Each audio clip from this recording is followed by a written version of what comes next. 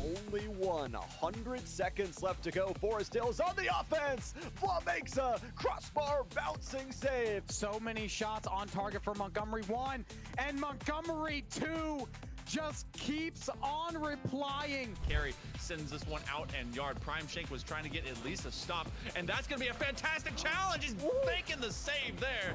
Not going down without a fight. Dyer might get the first goal, but now that adjective remains for the entirety of the team. Susquehanna has done it. Your Division 1 Dutch Conference champions.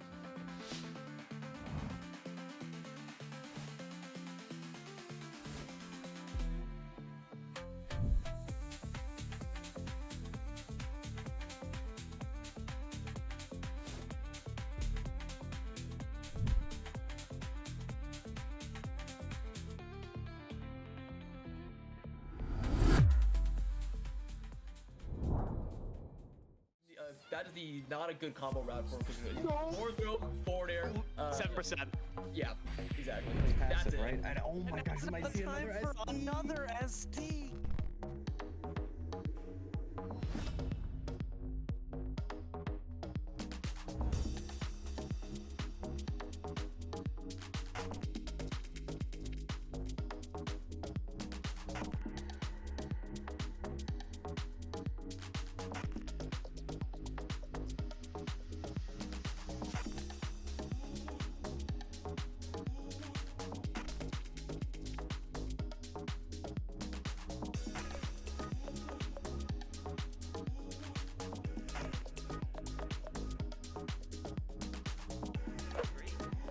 Yeah, and then every time he tries to dash forward, he's getting punched. He drops steel. No!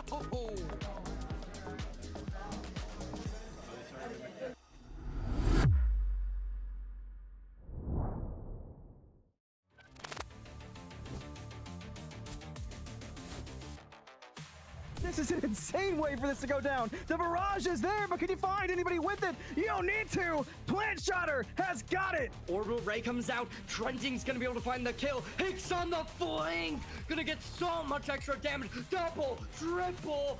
Still dancing around as DPS Diff pops the ult, finds one. Game Slays drops Destiny, and all of a sudden West Branch making the final push. Your Elite Division champions, West Branch.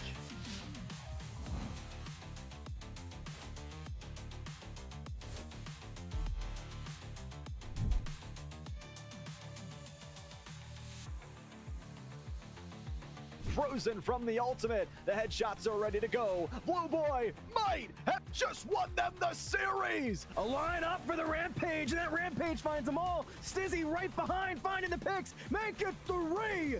It couldn't have been any more telegraphed. Stizzy's just clicking heads.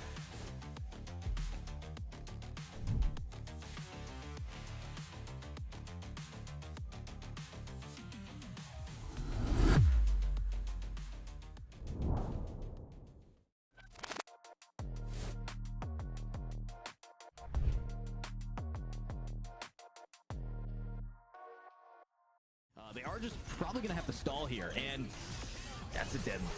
Ooh, that's a dead. Everybody leave. What? What a play here with the ult from Leaf.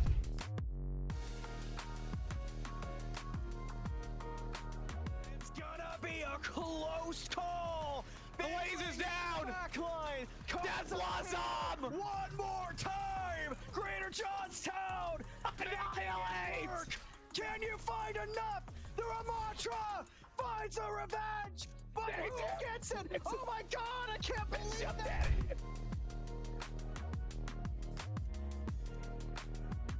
It's going to be someone in your back line, up, ready, and an ultimate. It's going to not get hacked out of it. It's a walk up, and there's a beautiful EMP. Bye-bye. There goes another team kill.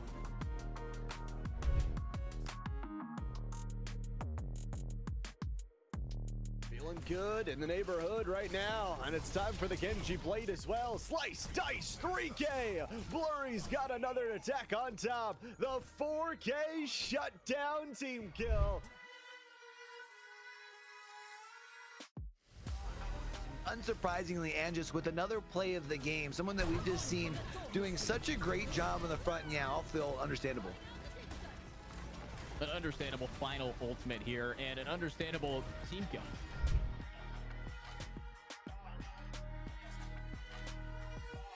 See, they're all on critical. Gom's the first one to go. Kitsune dropped down, but High Noon is the key. Triple kill. This guy's got Deadeye. Massive, a dead eye, and a perfect trigger finger.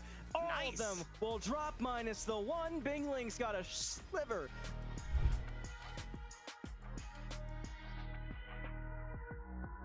Suspect that Annihilation's still not needed makes that round look even better. Now gonna pop it, gonna walk in. Bastion instantly devoured yet again. They'll pick up 3 and looking to swoop the rest as well.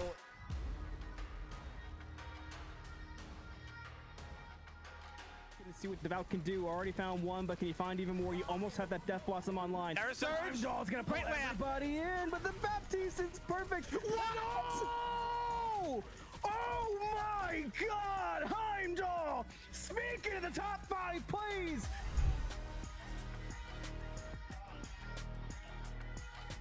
If I'm Carlisle, I am putting it all into this push. Here they go.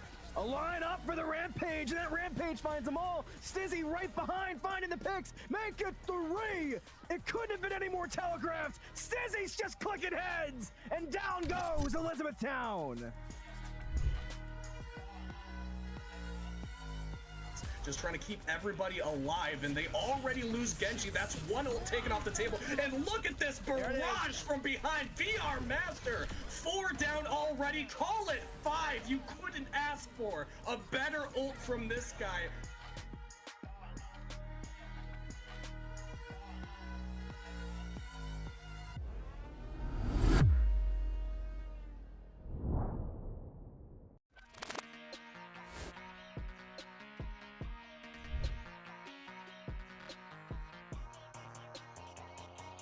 Cristofo can sniff them out, spots the first, denies the defuse, gets the second, the 3K found here. They fall it back into their favor. Lauderdale plays on the spike and gets sprayed down.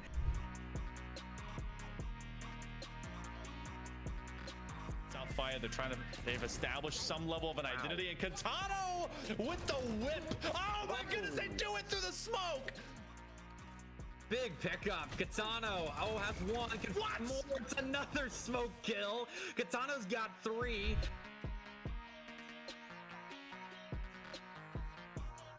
Holding these close angles, Dane could be good for a couple, and he most certainly is. Enough for North to deal damage. The 1v1, and could it be the turnaround now for West Green? No. North has stunned themselves, but luckily not swinging the angle there is Mr. Sasquatch on the other end. Get away. Paddle eliminated as well, and 4 from North to turn it around.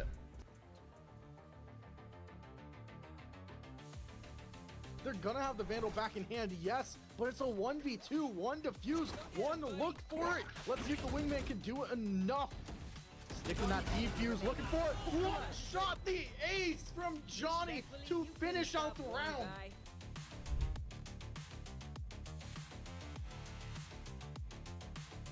And once more, Penn Trafford just using that suffocating offense to try to just barrel down. But look at this. Ghost, Penn Trafford, not knowing what's behind them. Finds 2, finds 3, looking for 4, finds them.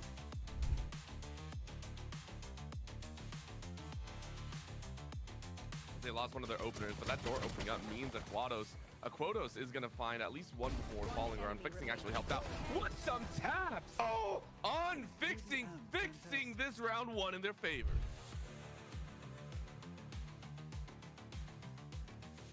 And Hale, it's going to be a free site now for Franklin Regional. Yeah, that was a lot of information. Makeda, oh my goodness, everyone getting popped in window. Say, how you doing? Trying to find 1 extra in this 1v1.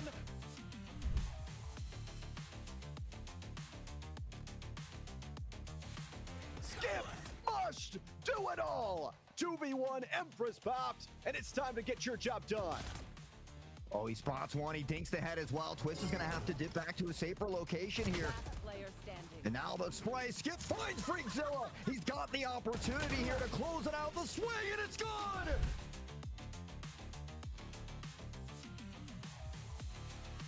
Down round numbers in favor of South Fayette. And again, it's just Matcha, but Matcha has been fun to watch. There we go again. That's 2 fouled and Matcha cleans it up. That's an ace clutch.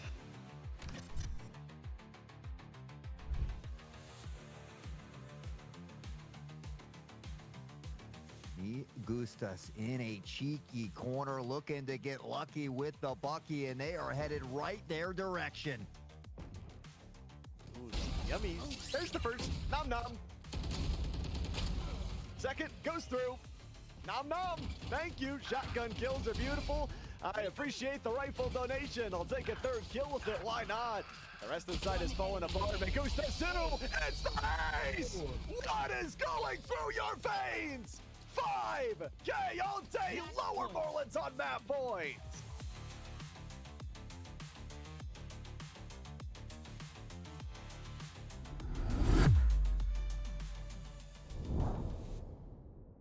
As they fail safe here, but this time running low, the players' numbers, they're diminishing, and Mr. Gary has it all to do.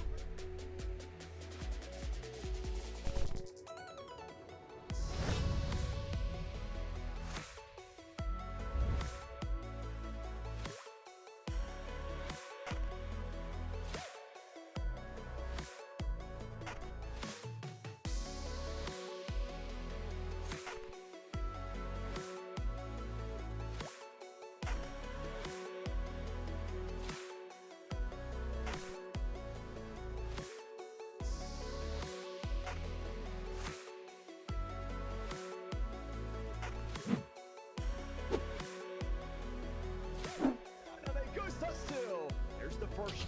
There's the headshot. 2 more. No!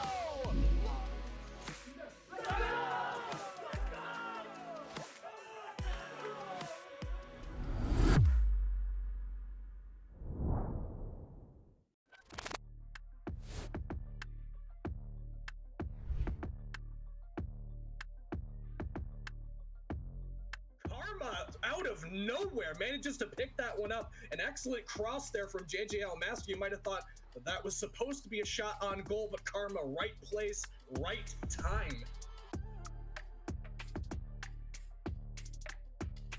Two players will be skimming across their own goal line. Carey sends this one out and yard. Prime Shank was trying to get at least a stop, and that's going to be a fantastic challenge. He's making the save there. Shank saves out the Comets.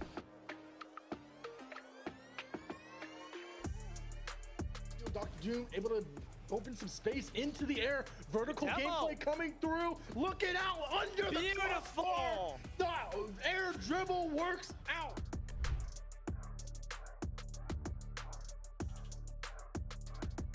That could very well be true because Roberto Fig is doing a little bit more movement shifts than usual, but now looks like he's got everything figured out, able to crossbar down and in to get the lead right back for Lebanon.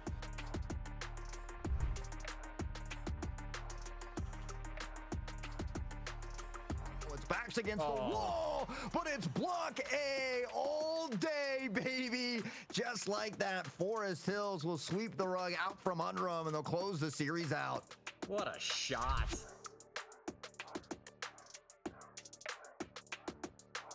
Back pass from Frosty to T-Stray to back to Frosty to T-Stray. It's this 1-2-1-2. Might be able to finish the run, sealing it down. Neon Neeks will get there before Frosty calls him off. And that's 4 in a row to get the lead in game 3.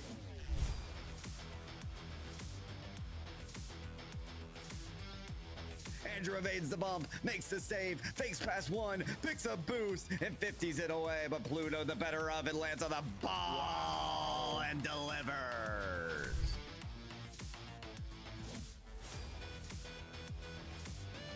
Hold on. Shenanigans of the kickoff will continue. Gruff is playing this up the ceiling, has a flip on the shot, scores as well! Gruff taking full command of this lobby.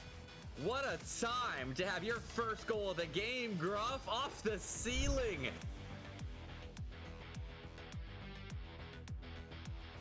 And you said it, we're going to OT, golden goal territory, and the chance to change the series! Nitro, hat trick, and it's all back to tie up! Is that 3 goals in like 11 seconds of gameplay? That's insane.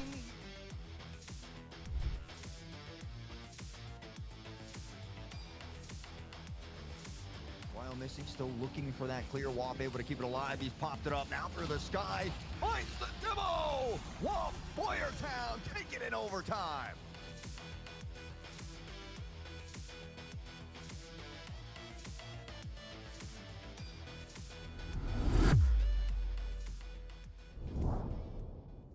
Looking for that clear. Wop able to keep it alive. He's popped it up now through the sky. Finds the demo! Wop, Boyertown, take it in overtime. Only 100 seconds left to go. Forest Hills on the offense. Vla makes a crossbar bouncing save. So many shots on target for Montgomery 1 and Montgomery 2 just keeps on replying. Carry sends this one out, and Yard Prime Shake was trying to get at least a stop, and that's going to be a fantastic challenge. He's making the save there. Not going down without a fight. Dyer might get the first goal, but now that adjective remains for the entirety of the team. Susquehanna has done it. Your Division 1 Dutch Conference champions.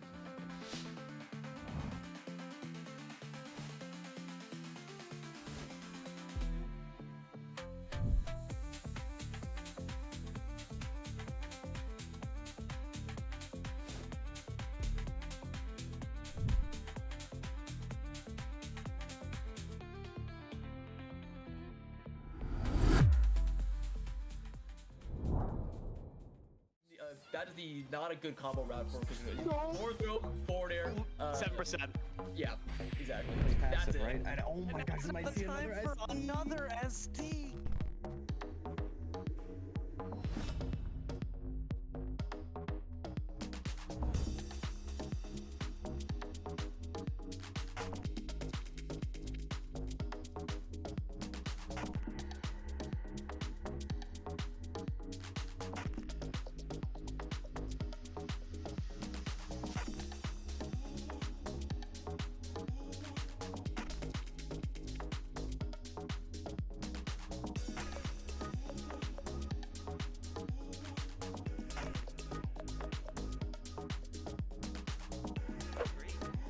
Yeah, and then every time he tries to dash forward, he's getting punched. He drops steel. No!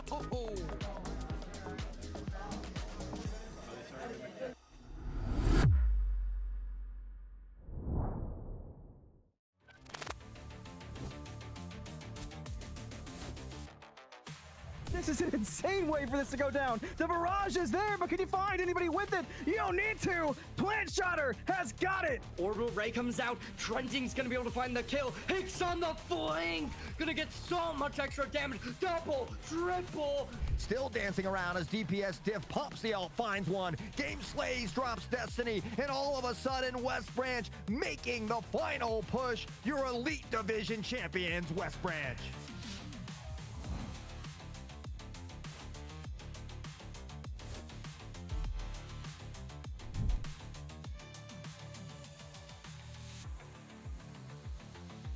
Frozen from the ultimate. The headshots are ready to go. Blue Boy might have just won them the series. A line up for the Rampage, and that Rampage finds them all. Stizzy right behind, finding the picks. Make it 3. It couldn't have been any more telegraphed. Stizzy's just clicking heads.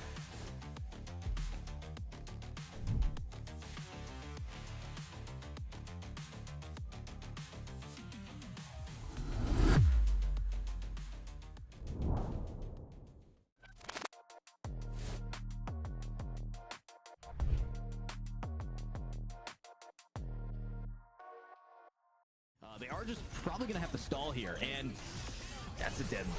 Ooh, that's a dead. Everybody leave! What? What a play here with the ult from Leaf.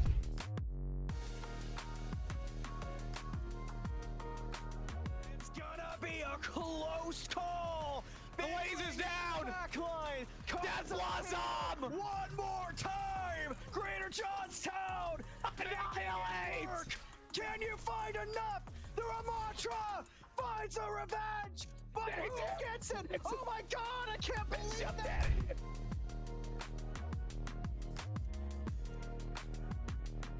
be someone in your back line up ready and an ultimate. It's going to not get hacked out of. It's a walk up and there's a beautiful EMP. Bye-bye. There goes another team kill.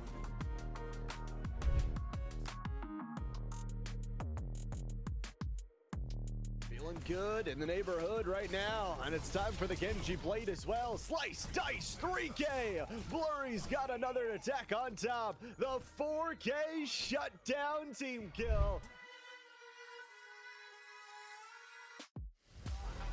Unsurprisingly, and just with another play of the game, someone that we've just seen doing such a great job in the front, and yeah, I'll feel understandable. An understandable final ultimate here and an understandable team kill.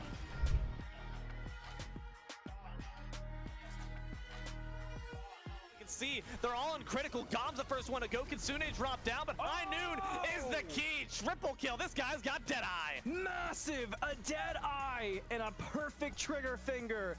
All of them will drop minus the one. Bingling's got a sliver.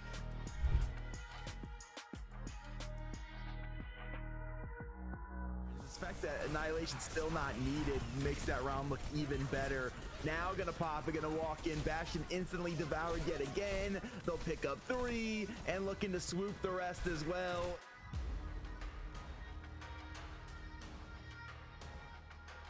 Gonna see what Devout can do. Already found one, but can he find even more? You almost have that Death Blossom online. There's Surge. Heimdall's gonna pull everybody in, but the Baptiste is perfect. What? Oh!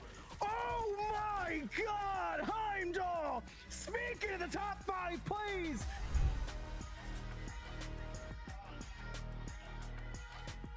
I'm Carlisle. I am putting it all into this push. Here they go. A line up for the Rampage, and that Rampage finds them all. Stizzy right behind, finding the picks. Make it 3. It couldn't have been any more telegraphed. Stizzy's just clicking heads, and down goes Elizabethtown. Just trying to keep everybody alive, and they already lose Genji. That's one ult taken off the table. And look at this barrage from behind. VR Master, 4 down already. Call it 5. You couldn't ask for a better ult from this guy.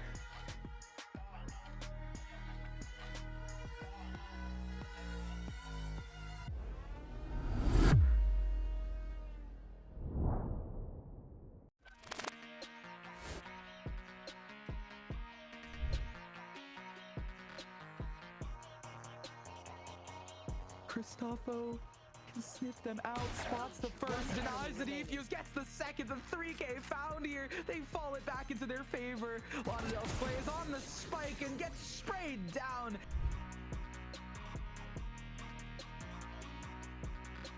South Fire, they've established some level of an identity, and Katano with the whip. Oh my goodness, they do it through the smoke.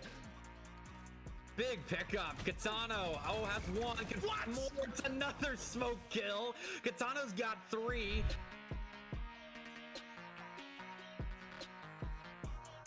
Holding these close angles, Dan could be good for a couple, and he most certainly is. Enough for North to deal damage. The 1v1, and could it be the turnaround now for West Green? No. North has stunned themselves, but luckily not swinging the angle there is Mr. Sasquatch on the other end. Get away. Battle eliminated as well, and 4 from North to turn it around.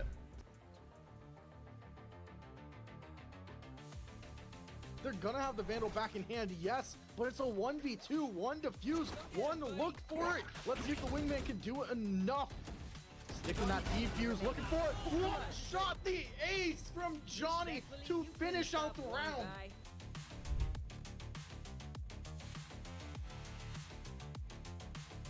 And once more, Penn Trafford just using that suffocating offense to try to just barrel down. But look at this. Ghost Penn Trafford not knowing what's behind them. Finds 2, finds 3, looking for 4, finds them.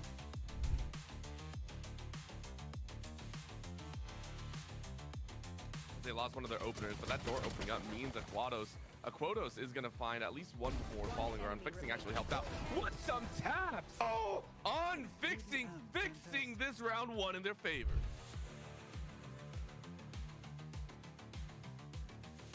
And Hale, it's going to be a free site now for Franklin Regional. Yeah, that was a lot of information. Makeda, oh my goodness, everyone getting popped in window. Say, how you doing? Trying to find one extra in this 1v1.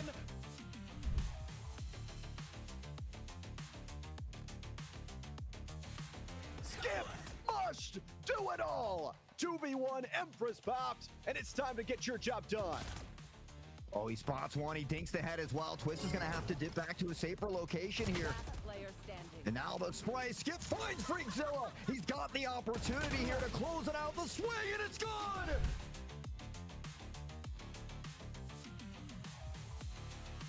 Down numbers in favor of South Fayette. And again, it's just Matcha. But Matcha has been fun to watch. There we go again. That's 2 fouled, and Matcha cleans it up. That's an ace clutch.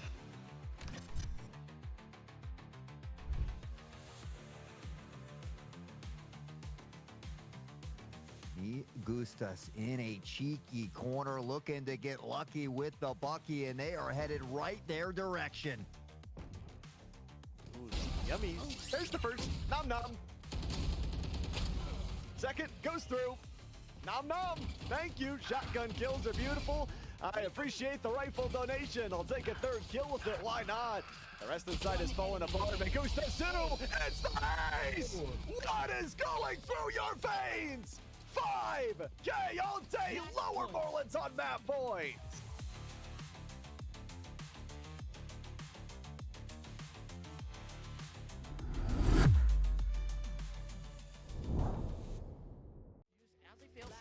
This time running low, the players' numbers, they're diminishing, and Mr. Gary has it all to do.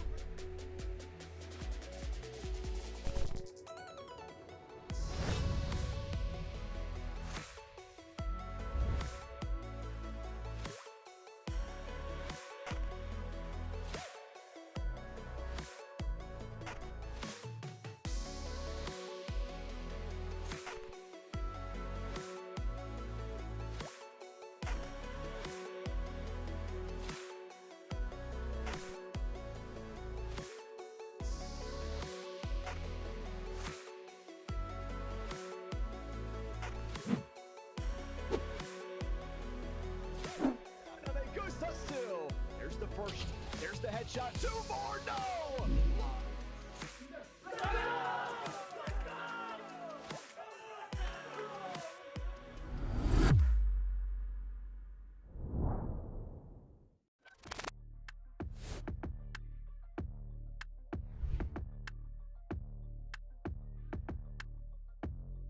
Karma, out of nowhere, manages to pick that one up. An excellent cross there from JJL Master. You might have thought that was supposed to be a shot on goal, but Karma, right place, right time.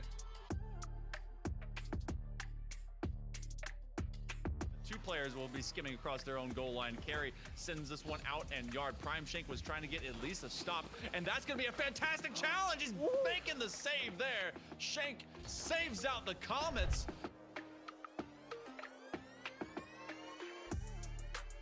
Dr. Doom able to open some space into the air. Vertical gameplay coming through. Look it out under the Beautiful. The air dribble works out.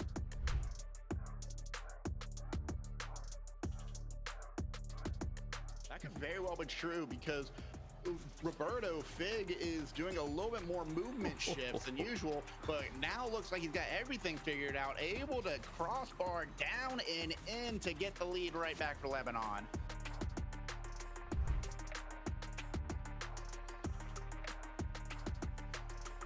It's backs against the wall, but it's block A all day, baby. Just like that, Forest Hills will sweep the rug out from under them, and they'll close the series out.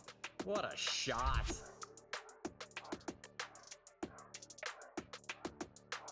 Back pass from Frosty to T-Stray to back to Frosty to T-Stray. It's this 1-2-1-2. Might be able to finish the run, sealing it down. Neon Nix will get there before Frosty calls him off. And that's 4 in a row to get the lead in game 3.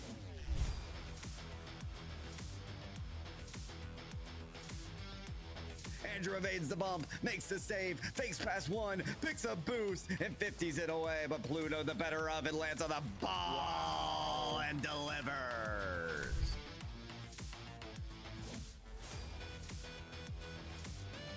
on. Shenanigans of the kickoff will continue. Gruff is playing this up the ceiling as a flip on the shot. Scores as well. Gruff taking full command of this lobby.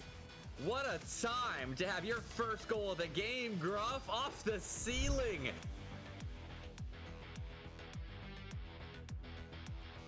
And you said it, we're going to OT, golden goal territory, and the chance to change the series! Nitro, hat trick, and it's all back to Tyna! Is that 3 goals in like 11 seconds of gameplay? That's insane.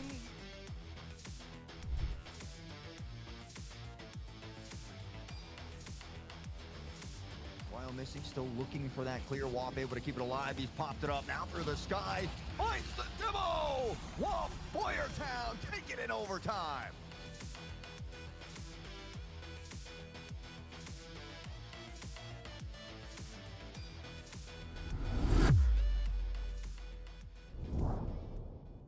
Looking for that clear wop, able to keep it alive. He's popped it up now through the sky. Finds the demo! Wop Boyertown taking it overtime.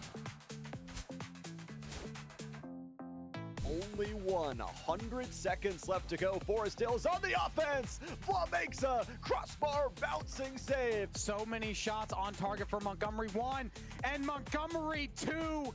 Just keeps on replying. Carry sends this one out, and Yard Prime Shank was trying to get at least a stop, and that's going to be a fantastic challenge. He's making the save there.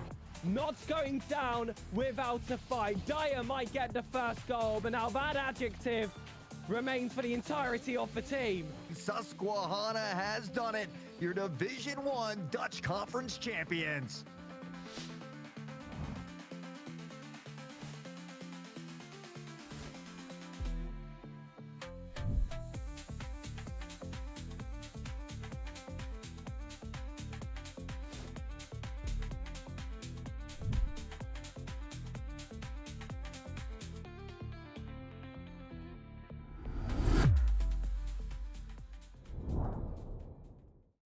That is not a good combo route for him. Forward throw, forward air. 7%. Yeah, exactly. Pass That's it, it. right? And oh my gosh, you might see another ST.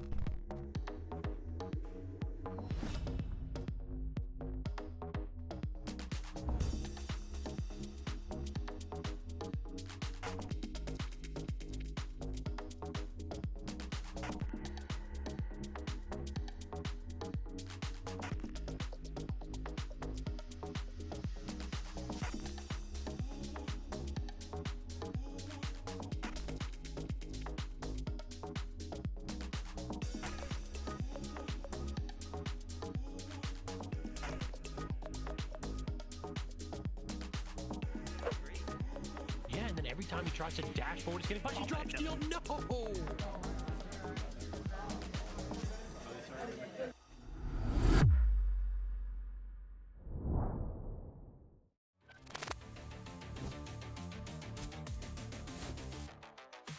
This is an insane way for this to go down. The barrage is there, but can you find anybody with it? You don't need to. Plant Shotter has got it. Orbital Ray comes out. Trenting's gonna be able to find the kill. Hicks on the flank. Gonna get so much extra damage. Double, triple. Still dancing around as DPS Diff pops the ult, finds one. Game Slays drops Destiny, and all of a sudden West Branch making the final push. Your Elite Division champions, West Branch.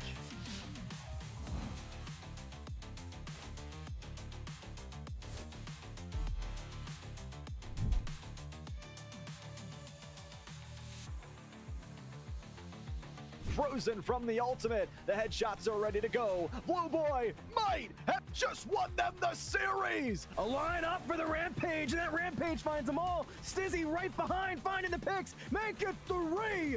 It couldn't have been any more telegraphed. Stizzy's just clicking heads.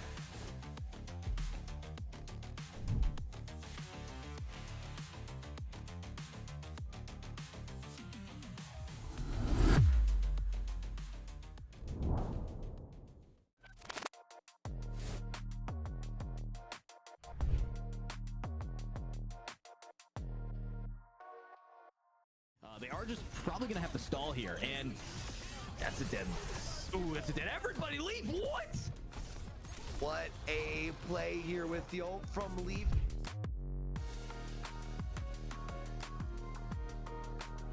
It's gonna be a close call.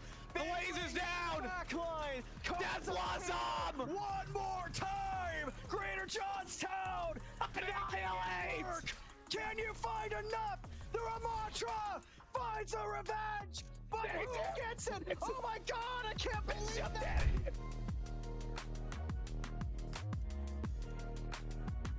It's going to be someone in your back line, up, ready, and an ultimate. It's going to not get hacked out of. It's a walk up, and there's a beautiful EMP. Bye-bye. There goes another team kill.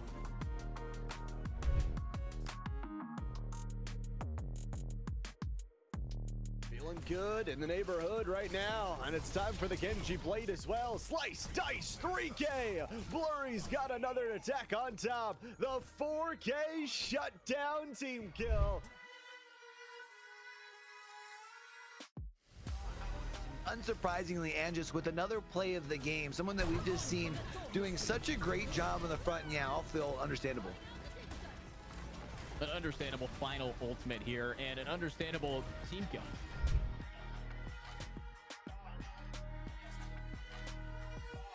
See, they're all on critical. Gom's the first one to go. Kitsune dropped down, but High Noon is the key. Triple kill. This guy's got Deadeye. Massive, a Deadeye, and a perfect trigger finger. All of them will drop minus the one. Bingling's got a sliver.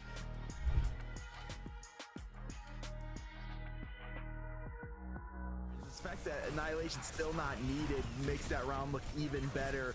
Now gonna pop it, gonna walk in. Bastion instantly devoured yet again. They'll pick up 3 and looking to swoop the rest as well.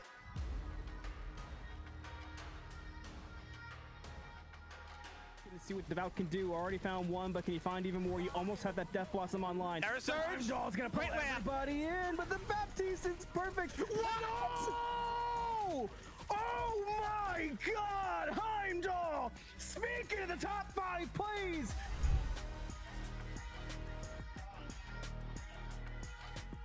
I'm Carlisle. I am putting it all into this push. Here they go. A line up for the Rampage, and that Rampage finds them all. Stizzy right behind, finding the picks. Make it 3. It couldn't have been any more telegraphed. Stizzy's just clicking heads, and down goes Elizabethtown. Just trying to keep everybody alive, and they already lose Genji. That's one ult taken off the table. And look at this barrage from behind. VR Master, 4 down already. Call it 5. You couldn't ask for a better ult from this guy.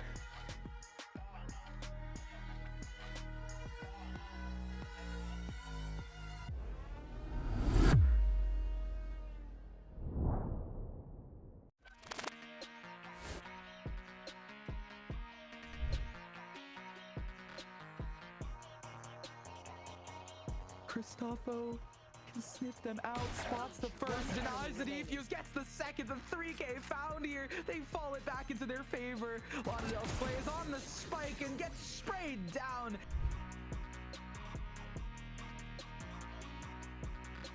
South Fire, they've established some level of an identity, and Katano with the whip. Oh my goodness, they do it through the smoke. Big pickup. Katano, has 1. Can find more. It's another smoke kill. Katano's got 3.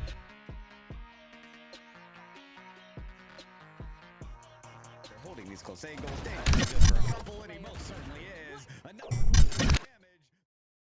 Good evening, everyone.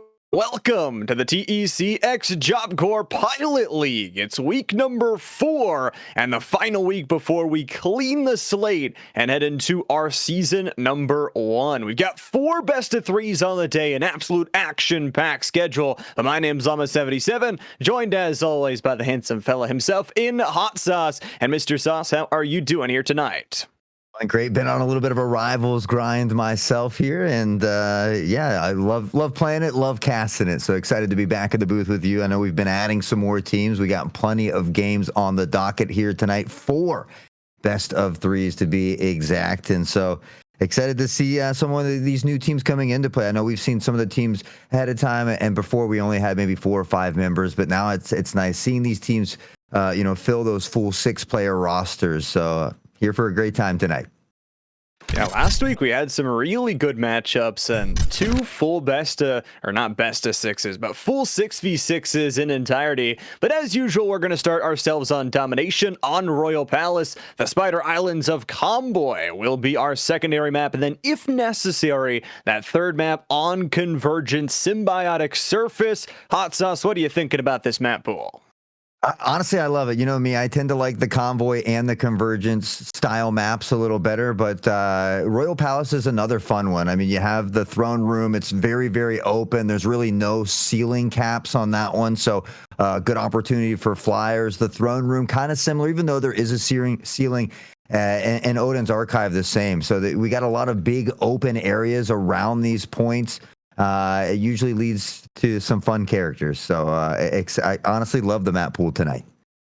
It's awesome to see. We got some opening and possibly some opening for some fights, as well as Denison, a team that so often when we watch them seem like they're going for those flanks, trying to approach from those different angles. But of course, the Chicago Mustangs, we've yet to see them. You mentioned the new teams. We're going to see one of those brand new teams here in the first best of 3 here tonight. Then we'll have to wait all the way until that final matchup to witness the new crew from El Paso, Texas as well. So lots of new faces, lots of esports, and more importantly, some amazing Marvel Rivals action. As we get ready for this first one, Chicago did ban away Mr. Fantastic and Psylocke. They protected Cloak and Dagger. On the other side of things, Denison did ban out Squirrel Girl and Groot. They're going to be looking to rock that Punisher here in this one. So taking a look at some of these comps, though, we got Thor on the one side, Thing on the other, 2 tanks, it looks like, or 2 Vanguards rather for Denison, but maybe only 1 on the side of Chicago. And although it can work out, at times it can be tough with someone like a Thor. Typically you want maybe a shielded tank like Magneto or Doctor Strange, but that doesn't mean they can't make it work. Just trying to have some fun, get some victories here. And of course, on our first of 3 maps, we're playing a best of 3 kind of inside the best of 3. You need to win 2 of these sub maps if you want to take the map in its entirety. The first we get to witness of Chicago Mustangs, and you mentioned that Punisher. Both teams are actually going to be running it very early on here. A lot of good sustained damage at long range capacity as well. If you can take out the opposing team's Punisher, you can already shift the team fight just so far in your favor. Got to make sure you take out those turrets as quickly as possible. We talked about these high ceilings here, these open battlegrounds, and we can already see Iron Man looking to pepper in some damage from above. So playing on the throne room here to start things off, we can see Thing trying to work his way toward this point, and once it's unlocked, you try to fight around it, hope to get that early unlock and build that early percentage. Percentage ever important. That's how you win the sub-map. Get up to 100% here, but Fluffy Fox is going to bring back Run Boy Run after that BRB beacon is activated. And Denison going to try and use their full 6v6 here to try and play from this mid-ground. However, Bloody is going to take this little side left angle, put in some good damage, and then escape back to the team. Buddy popping out the shotty, a great way to knock Thing down. Has a little help from Luna here as well. They're going to pick up this kill onto Iron Man, and that's going to make things a bit easier for Chicago. They've got this early capture, and now they've got an opportunity to try and stagger out Denison a bit. They are on the hunt for this penny, and they are going to find not 1 but 2 picks here. Really good job, as you mentioned, just taking down a huge source of that damage in the Iron Man and then just funneling to the rest of the team. Already up to 35% here for the Mustangs of Chicago. They've got a good little ripper of a fight. The question for Denison, they've got a couple of swaps going over to the Doctor Strange here, as can they make use of it in this next fight? We see the penny combined with a rocket here as well. The BRB beacon is placed up, so they get that free revive along the mix as well, but they're struggling to pressure onto the point just yet, and they've got to be careful funneling out that tiny doorway as well. Can put you in a bad scenario, right in the looks of it, but it's actually KXT who's taken down first. Losing that Jeff backliner can be a trouble, especially as that ultimate is going to be not in the pockets. Yamcha going to get 1. WebLife has got a 2nd here, and all of a sudden the Mustangs turn the fight, earn themselves a double kill. It's quickly equalized by that BRB beacon, but Denison Job Corps fighting back, but not fighting on the point.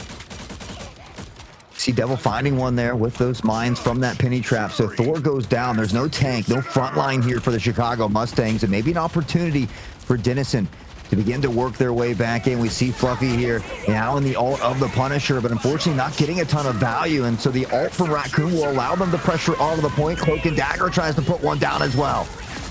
They just back up. Look at this. Bloody and Weblife are combining for 4. Weblife earned themselves a triple kill, and the sub map is already cut and dry here. What a great job from the Mustangs to really aid and abet, slip away into the darkness away from that ultimate, and then recapture it. A first look from the Chicago Mustangs, and Hot Sauce, they look strong.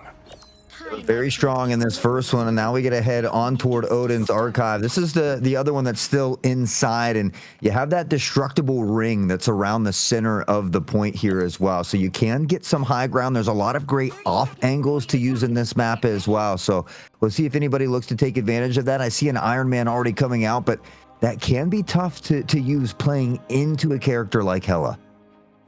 Hela's so strong. I mean, Weblife able to earn that triple kill there at the end of the fight that really brought things back their way.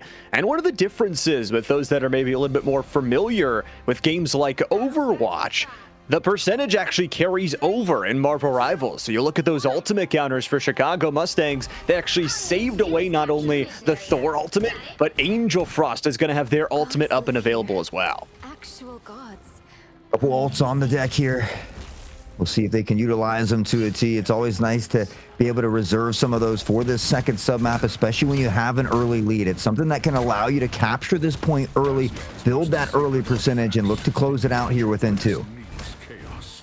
Mustang trying to finish up this map number 1 very quickly, and the point unlocks here in just a few seconds. And it's a Job Corps. Looks like losing their first towards a nothingness, and it looks like the Mustang's going to take advantage by powering up their own high ground. A nice little wrapping cocoon from Devil Knight, but now they've isolated the rest of their team. Moy is just absolutely free swinging here as the Penny ultimate lays down some huge space-taking ability. But guess what? Weblife takes one down, and Angel Frost's ultimate keeps them booming and steaming. Again, the Mustangs get first touch. Already padding that early percentage here as well. And for Dennis and Job, they just need to take a deep breath and reset. Right now, they're playing without a Vanguard up front here. They really need to regroup rather. They don't want to stagger. We see Fluffy Mex really low here on that Emma Frost, so able to fall back just a bit, needs to get tops back up, and now this will give them an opportunity to regroup and make a solid push here together. Need to settle it down here, find that full 6v6, and try and utilize some of the ultimates that they're going to be very close to. Especially you talk about that Punisher ultimate, only 50% away from Dennison Job Corps. Using those penny traps right now to gather space up top. Weblife is just taking advantage of this, funneling them through, having to use that beacon very early on the Iron Man. And it means this fight is a 6v6, but it's very unstable for the Panthers. Fighting isolated, trying to pull them apart, and the Chicago Mustangs just aren't getting fooled. Nice ult from Iron Man, though. Will collect one. Penny picked up a kill as well in the meantime on the Cloak and Dagger. So without 2 supports here in the mix, it is an opportunity for Dennison to try and regain this point here themselves. Thor's got other plans, has the ult on deck and ready to flex as well. They continue to dance around the point. There is some contention coming in, but it's still the Mustangs that are racking up the percentage. You need to get more members on. You need to find a way to just take it back here if you're Dennison, and Fluffy will pop the ultimate. But quickly, it's going to be ult for ult. No, instead, Moy is going to get back to the team, dodging away, avoiding it, and again, Penny locking them down in place for just a moment's time. It's Dennison's first touch here of the match, but the problem is, can they hold it for 90 more percent? Yeah, I mean, for the Mustangs, they just have to win one more fight, and they've got 3 ultimates to do it versus the 0 of Dennison. Now, Penny's getting dangerously close, as well as Squirrel Girl. Unfortunately, they're not even going to get to use him here, the Mustangs. Able to knock him off the point. They'll take Odin's Archive as well, and now they just need to win one more of the next 2 maps to close it out. That is it. An early start and a possible early finish here from the Mustang crew from Chicago. Oblivion Sage is going to earn themselves the MVP, and it was kind of a quiet MVP. It felt like Weblife and Bloody were kind of leading the charge with those eliminations, and 17 KOs is nothing to scoff at, but it felt like a full team effort there. And when I look at someone like Angel Frost, who's sitting maybe on the lower elimination counter side, they had possibly a first submap winning ultimate. So the entire team putting in the effort, the entire team aiding in this victory. I mean, Oblivion almost 4,000 damage themselves, 4 final hits on top of the plethora of heals that they were supplementing in there. So a great first start here for the Chicago Mustangs, but we always talk about it. Just because you have success on these domination maps doesn't always translate to these payload style maps like Convoy or Convergence. So Denison still has an opportunity to battle back here in this best of 3, but it is going to have to start with Spider Islands. You got to win this one if you want to try and earn yourself a map number 3. And the good news for us, at least, is we've got 4 best of 3s on the day. We talk about seeing some new teams, some amazing opportunities. If you guys at home are interested either in the Job Corps job side of things or donating towards their great cause, make sure to check out their website and all that they have to offer. Well, starting out on this map, again, I know we always talk about this with other titles as well. You know, I think kind of on that Convoy as well, you hope to start out on the defense, try to find an early stop so you know how, just how far you have to go. At the same time, if you are on offense, you can kind of maybe assert that dominance early and kind of put the pressure on the other team. But you got to get through the garden into the Shrine of Weaver and end up at the Web of Life of Destiny. So I really, really like this map. There's a lot of different high ground areas. Squirrel Girl really shines on this map, and she tends to be one of my favorite to play. So something I'll be looking out for. I like to see the different choices, and I think the cool thing is we'll get to see these bans evolve over time. We'll get to see what these different teams are going to be selecting over the course of the day, and of course over the course of the season, because we're going to have the slate wiped clean after this 4-week session ends.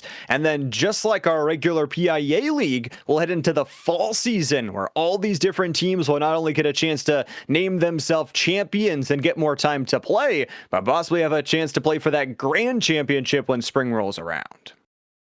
We are going to take a moment to get these players loaded into Spider Island and those player or character protects and bans. So a great time to grab the snacks, but don't go too far. When we come back, we've got more Marvel Rivals action.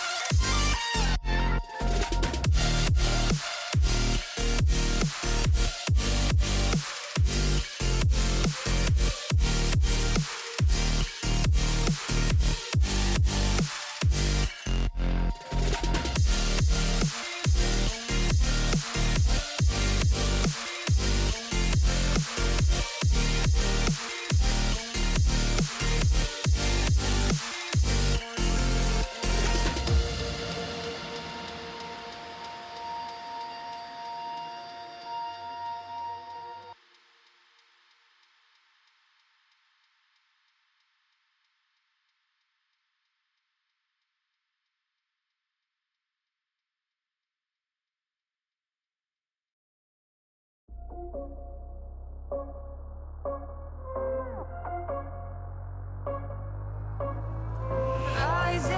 with each beat of the music is bringing real flames in the fire that keeps burning.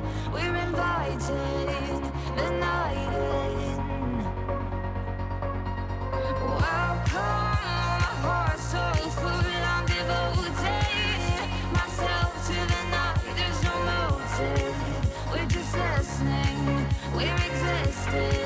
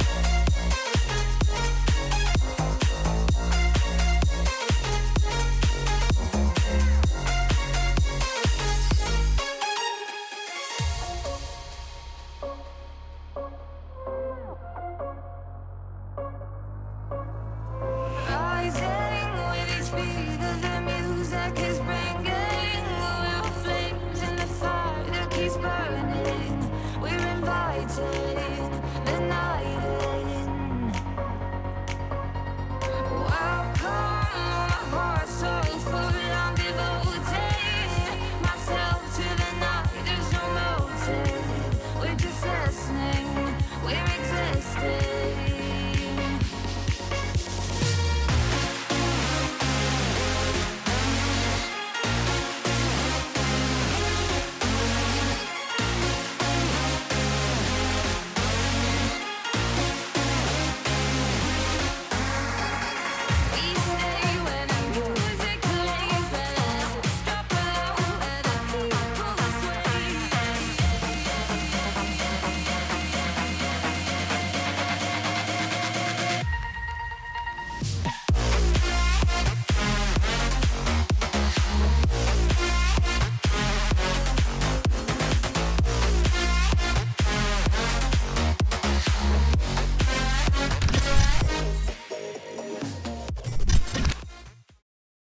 Welcome back, everybody. We're still here at the TECX Job Corps Pilot Season Week number 4, and we are deep into a match between the Chicago Mustangs and the Denison Job Corps. Chicago Mustangs not only go up the first map in their first showing ever here at the Pilot Season, but it's important to note that this Mustangs team actually has a double header here today. They play back-to-back best of 3, so hot sauce, it's ever important they hit the ground running.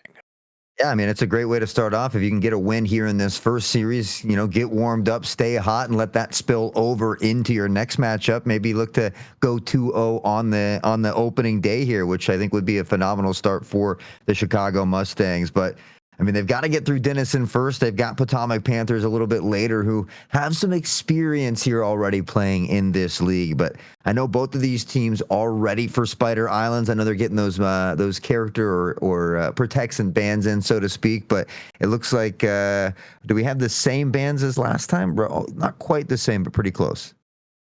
And that's one of the nice things is if you saw something that you really didn't like, can ban it away here for game number 2, but it's also somewhat of a comfortability factor. I know for some of these players just trying to dive head first in towards esports. So maybe there's that one hero that's been bugging them in their free play time and they do not want to deal with it. So excited to see where they go with those. Excited to see as well where this series goes as well. For Chicago, you talk about being up a map and, you know, even even though it's a different mode type in that first map versus the second two, it's a really, really good start for themselves. And, you know, they were playing very cohesive, dodging ultimates here and there. So I'm really excited what their team play looks like in map number 2. It looks like Chicago is going to ban Mr. Fantastic again, along with that Psylocke. So they're going to stick with that Cloak and Dagger that was working for them so well. Now, Denison, I think they had maybe a tough time dealing with that Thor. So they're going to ban away the Thor, look to lock in that Cap as well. And then they're going to ban Punisher so they make sure they don't have to deal with him this time. Denison will be starting out on attack. The Mustangs on defense here as we take a look at the character selected. Does look like there is a Squirrel Girl out here. Again, very strong on this map. So is Iron Man, but when you're going against that Hela in the hands of Weblife especially, who seems to have a very nasty shot, again, it could be tough for them here. Been very solid. We go back to that triple kill that earned Weblife the victory in submap number 1 for Denison Job Corps. Of course, not able to pull it over the line in that map number 1. Banning the Punisher is good, but I feel like it was also a pretty large source of their own damage. So they're choosing to go, like you said, with that Squirrel Girl, trying to change it up here and trying to switch things away. Denison will start an attack. Chicago on defense. Let's get ourselves into map number 2. Yeah, Weblife swapping off that role and going toward the Magneto actually here. So something that's good at countering the Cloak and Dagger as well. We'll see, especially when you have that ult, you can drop it there to counter the Cloak and Dagger ult. It's something that we do see a lot, but Iron Man, Squirrel Girl looking to slow them down just a little bit here on this early pressure, but again, Iron Man going, there's no Hela this time, so they don't have to deal with that. They're going to have some free reign in the sky here. Moon Knight, a tough time for them to find Iron Man as well, so they might have some early success. They're going to find some early patience and some damage, and I really like what Run Boy Run is doing with this and just staying alive and weaving in between the coverage that is provided, that is given to them as the rest of the team dives forward. Nova's low and so is Kodak, and both of them are going to fall to the hand of Bloody, who earns themselves a double KO. Chicago Mustangs just playing around that corner, kind of baiting them in, and then just decimating the team fight. Bloody on that Punisher that was banned away this time, so getting it done on that Moon Knight. Got to be careful of that Squirrel Girl ult. They eventually look to put it down, but unfortunately they're going to lose a Vanguard here as well. They lost 2 supports, and with that, Denison will be able to make a solid push here as well. Now, there's probably one more fight territory for the Mustangs to try and stop them from this point, but they can't afford to stagger. They just lost Moon Knight, and they are at risk of losing Luna here as well. Those long-range shots here from Fluffy continue to apply some great damage. And then you talk about Kodak, who we've seen time and time again play so many different heroes, be able to jump around, deal damage to the backline. And now it's Fox King that actually takes down KXT. No more Jeff, no more survivability, and no ultimate for Jeff quite yet. Still about 40% off of that margin. It's only a few meters and now down to nothing. Denison has earned themselves some extra time.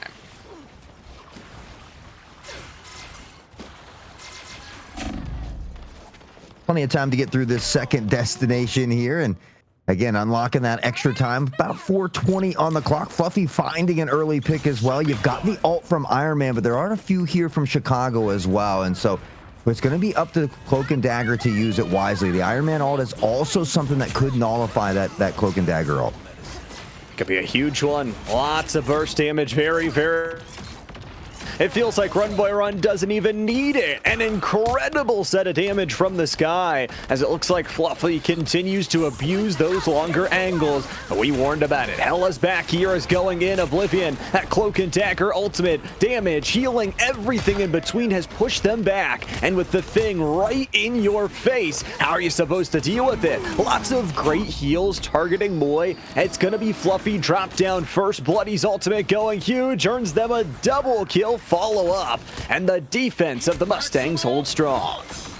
And it's just a little tough right now. We will see Oblivion finding this pick onto Bucky as well, but when you only have one tank and that tank is a dive tank without some form of shield, it can be really tough to deal with unless you're able to get into that back line. So even though Nova's doing a great job, it might do them a little bit more justice to find a Magneto, a Doctor Strange, something to give him a front line. Unfortunately, they're going to have to deal with Jeff, who can be very frustrating when he takes you off the side of the map.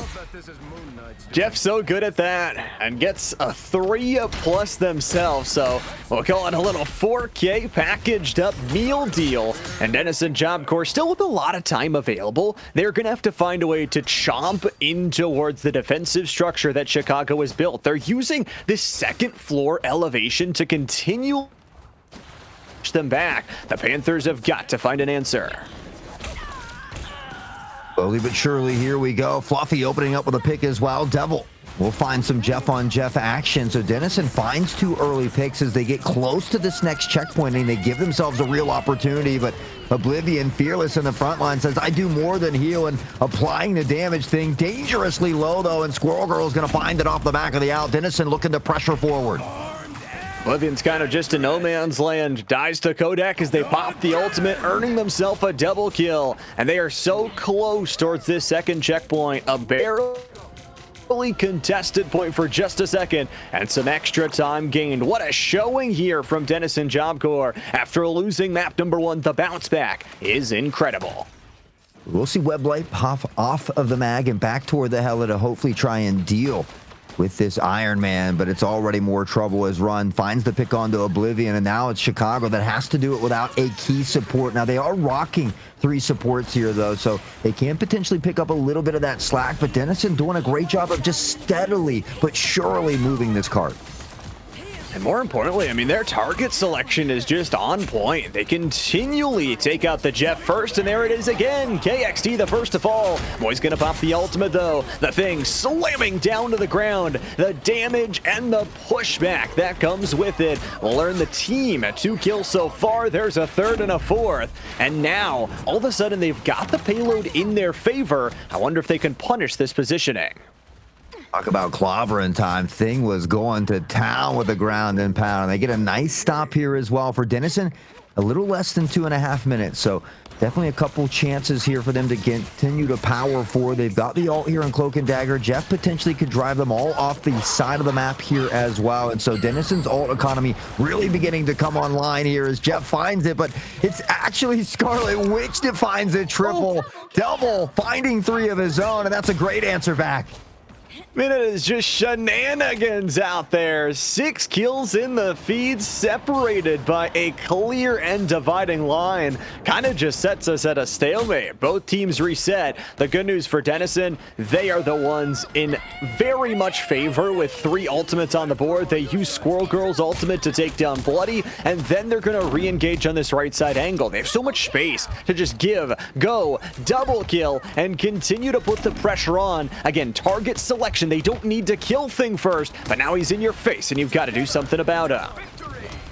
You'll hear from Captain America coming out as well, and that's going to buy them some more time, allow them to extend that fight and look for a pick. It's Kodak though finding the Thing, and that should start this off for him. Hell unleashed up top, looking to rain down destruction, but Iron Man finds Squirrel Girl. Reb eventually nullifying that flame, but a ton of damage has been done. It's a double, looking for the triple, but falls just short. I mean, Webb might have just given them enough bot time, though, to get the rest of the team back up for a team fight. Spawn advantage favors the Mustangs, but they've got to be able to win fights. Off of Bloody, they'll get a double kill, and Angel Frost has got another. Heroics from the Mustangs to melt the time clock that's left for the Panthers. They've gotten far, and they just need to get a little bit further. They're only going to have really, realistically, 1 more opportunity, but we know how much this ult from Bucky can be a game changer if he can find it again and again and again. Kodak is so good about finding that backline as well. You wonder when they're going to use it. 20 seconds to pull the trigger here. Fluffy's going to be the first to get there. Get back. KXT is the fallen. Fluffy's going to pop the ultimate here. And it's go in gaming. A double from the Squirrel Girl. And it's everything else backline destruction. Boy and Web Life back for a double. But it's only down to a few members left. Fighting at the edge line. Fighting for the spawn here. Denison need this fight. Lucky unfortunately goes down without using the ult. That could spell trouble. It's a double for the Thing, and he's continuing to throw left and right hooks. Everything but the kitchen sink at this point. He's going up and after Iron Man as well. He drops him to the ground, and the Mustangs find the stop. It was a great push from Denizen, but they fall just short, and now they need to make one heck of a stand here against the Mustangs if they want to push us into game number 3.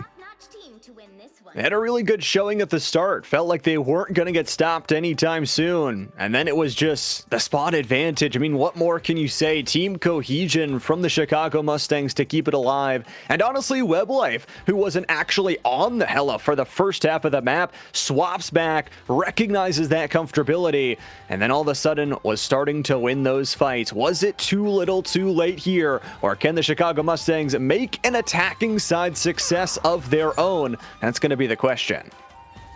Does look like maybe Fluffy Mexican, I think, who was on that Squirrel Girl, disconnected there. So not sure if we're gonna have a quick match pause to get them loaded back in, but it does appear that Denizen Job Corp does have a slight disconnect on their side, and about 27 seconds until this one starts. Now they have a penny here. Typically you see that penny with that raccoon, especially on this defensive side, can work very, very well together. So something I'll be keeping my eye on. Interesting to watch those different team ups. I know you alluded to maybe some of the new ones they're adding as well. Constantly a very alive game and a live environment where things will constantly fly from the door frames. Chicago Mustangs, as we mentioned, they are now on their attacking side, and with a member up, we'll see what they can do. Fluffy Max was so involved in those fights, and it looks like Moy is going to make a swap of their own. Jumping around here is Yamcha on this Hulk, trying to cause a little bit of a disruption here, and with that we might get that pause coming out. Not sure. We're trying to get Fluffy back into the game here, but Hulk up close and personal, still taking up a lot of great space, and right now for Chicago Mustangs, I think really just trying to take advantage of it.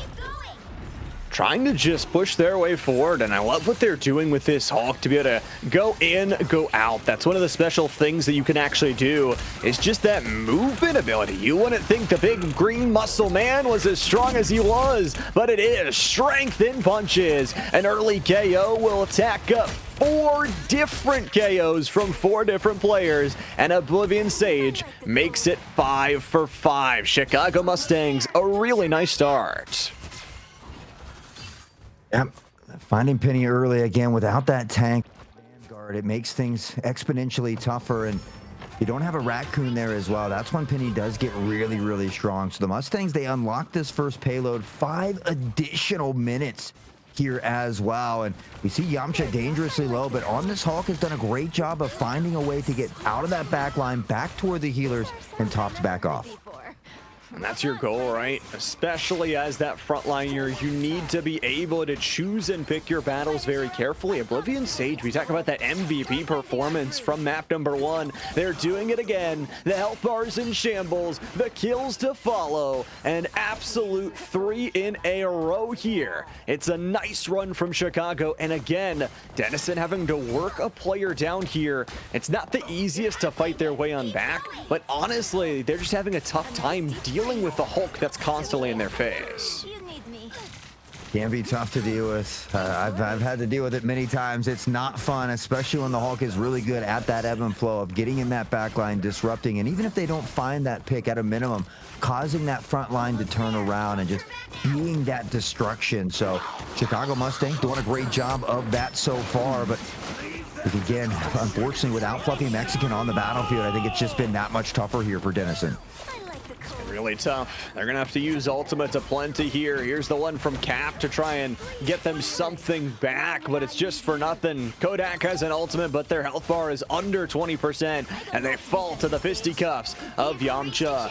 Chicago Mustangs continuing to take their team fight smart, even though they're up a player. Again, target selection has just been perfection, and dealing with a Venom in the back line, 6v1. It's too easy for Angel Frost. Continues to power forward. I mean, you take a look at how much time is left here for the Mustangs, 450, and they don't have to go that much further here. It was Denizen who got almost all the way to the final destination, but Now Angel Frost popping the ult here once more. We see the Cloak and Dagger trying to counter, trying to buy some time, but is it going to be enough? Does it seem like it with the space that already the Mustangs are taking? And again, they cut down Run Boy Run, who's that big frontliner, and that's going to give them access. Now, access is different from the sightlines here because Chicago, they have to deal with all this aerial sightlines that Denison have. That's the one advantage of being on the defensive side. You get the spawn advantage, you get the line of sight advantage, but again, Hella, this web life carry has been continuing to pop in the early damage, and isolated fights for the Panthers put them in a bad scenario. Web Life up front does get the pull in from Bucky, but is able to escape here momentarily. Still has the ult to work with should they need it, and will decide to go there now. Yamcha finding the first one though, and that's a big pick here as well. Bloody now Web Life for the 2K. They combine for 3, and with that, the Chicago Mustangs have done it. They'll take it in 2-0 fashion, and Denison did a phenomenal job. It was unfortunate that they had that disconnect in this one, but again, we tip our hats to them because they certainly put on one heck of a fight for us. They really did. A really good showing for them. Yamcha's going to earn themselves an MVP. So 2 different MVPs actually from the Mustangs overall. Now we get to look at this final scoreboard. Bloody, really close to it. Ended up getting 33 KOs. Same final hits as their MVP teammate. But it just goes to show you, like we said at the end of map number 1, every single one of these players was getting to that point where they were making plays, where they were being involved in those team fights. And for Denison Job Corps, they're a team we've seen since the beginning, back in week number 1, and they should be very happy about their performance and know that this is the reason we had a pilot season. We get to wipe the slate perfectly clean, and they'll get a chance in fall to bounce back. Take a look at Fluffy Mexican, 15 final hits, 17.5k damage before that disconnect. So you got to wonder if things maybe could have been different had they been able to get back in. But as you mentioned, luckily we get to wipe that slate clean. Plenty of opportunities here in the future. And a great job to Chicago Mustangs. I hope they had a lot of fun on that first one because they got to get prepped and ready for their next one as well. They're going to be taking on the Potomac Panthers here in a little bit. And again, this is a team that has now had some experience in the league, and so probably are pretty comfortable in this situation. But they did already beat one Panther team here today. They'll have to face off against another Panther crew here for the second. Of course, another best of 3. And the nice thing is that's not the only doubleheader we've got on the day. The AGCC Eagles actually play twice after that as well. That means we've got still 3 best of 3s in action. And boy, hot sauce, it is going to be a fun night. Going to be a fun night, which means we do have to take another short break here to get these players set up for that next series. But that just means you get another opportunity to maybe grab some snacks or stretch those legs. Don't go too far. We'll see you on the other side of this short break.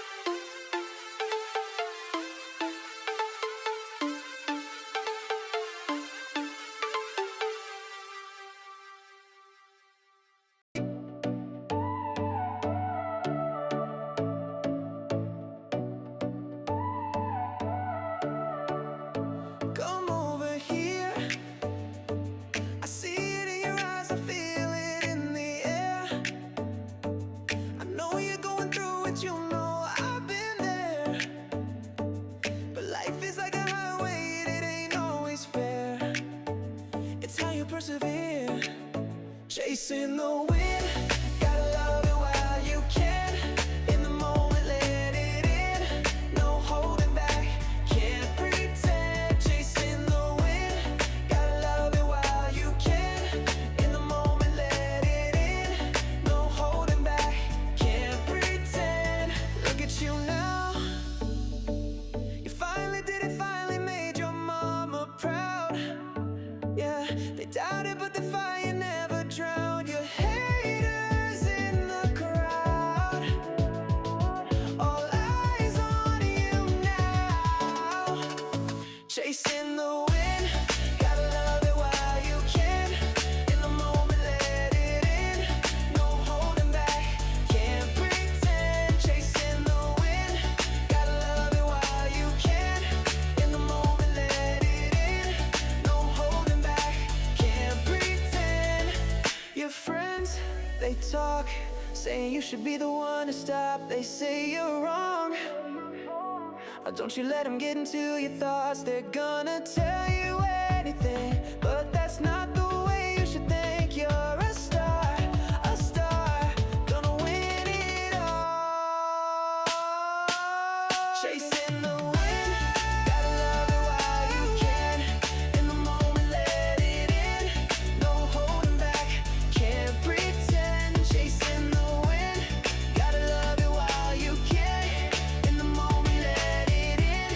No holding back, can't pretend.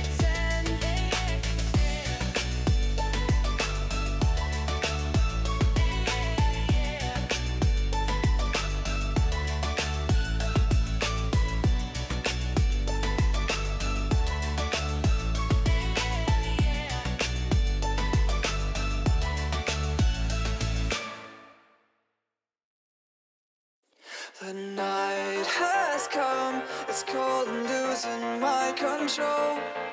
Your light is gone, and lonely darkness fill my soul. I wish that you could save me from my isolation. It's way too complicated. Let's stop this conversation. Let's stop this conversation. We got no relation.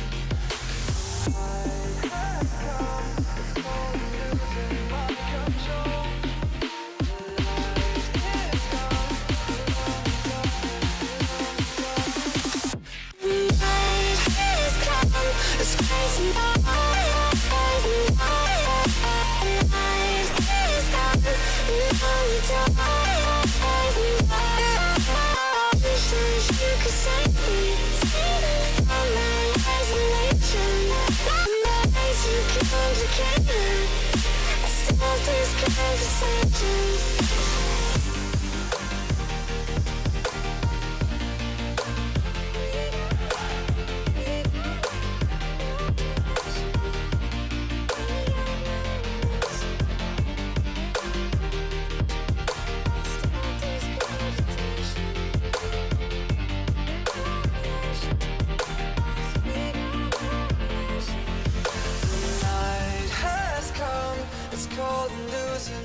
Control.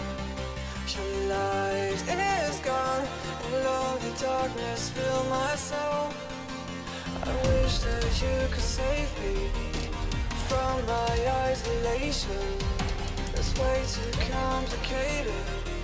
Let's stop this conversation.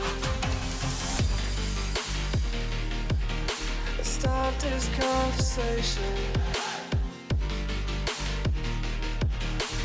We got no relation.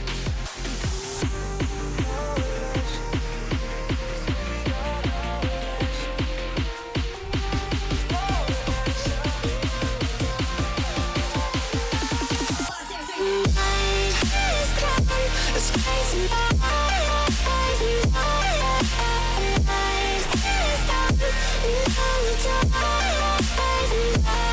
And it goes like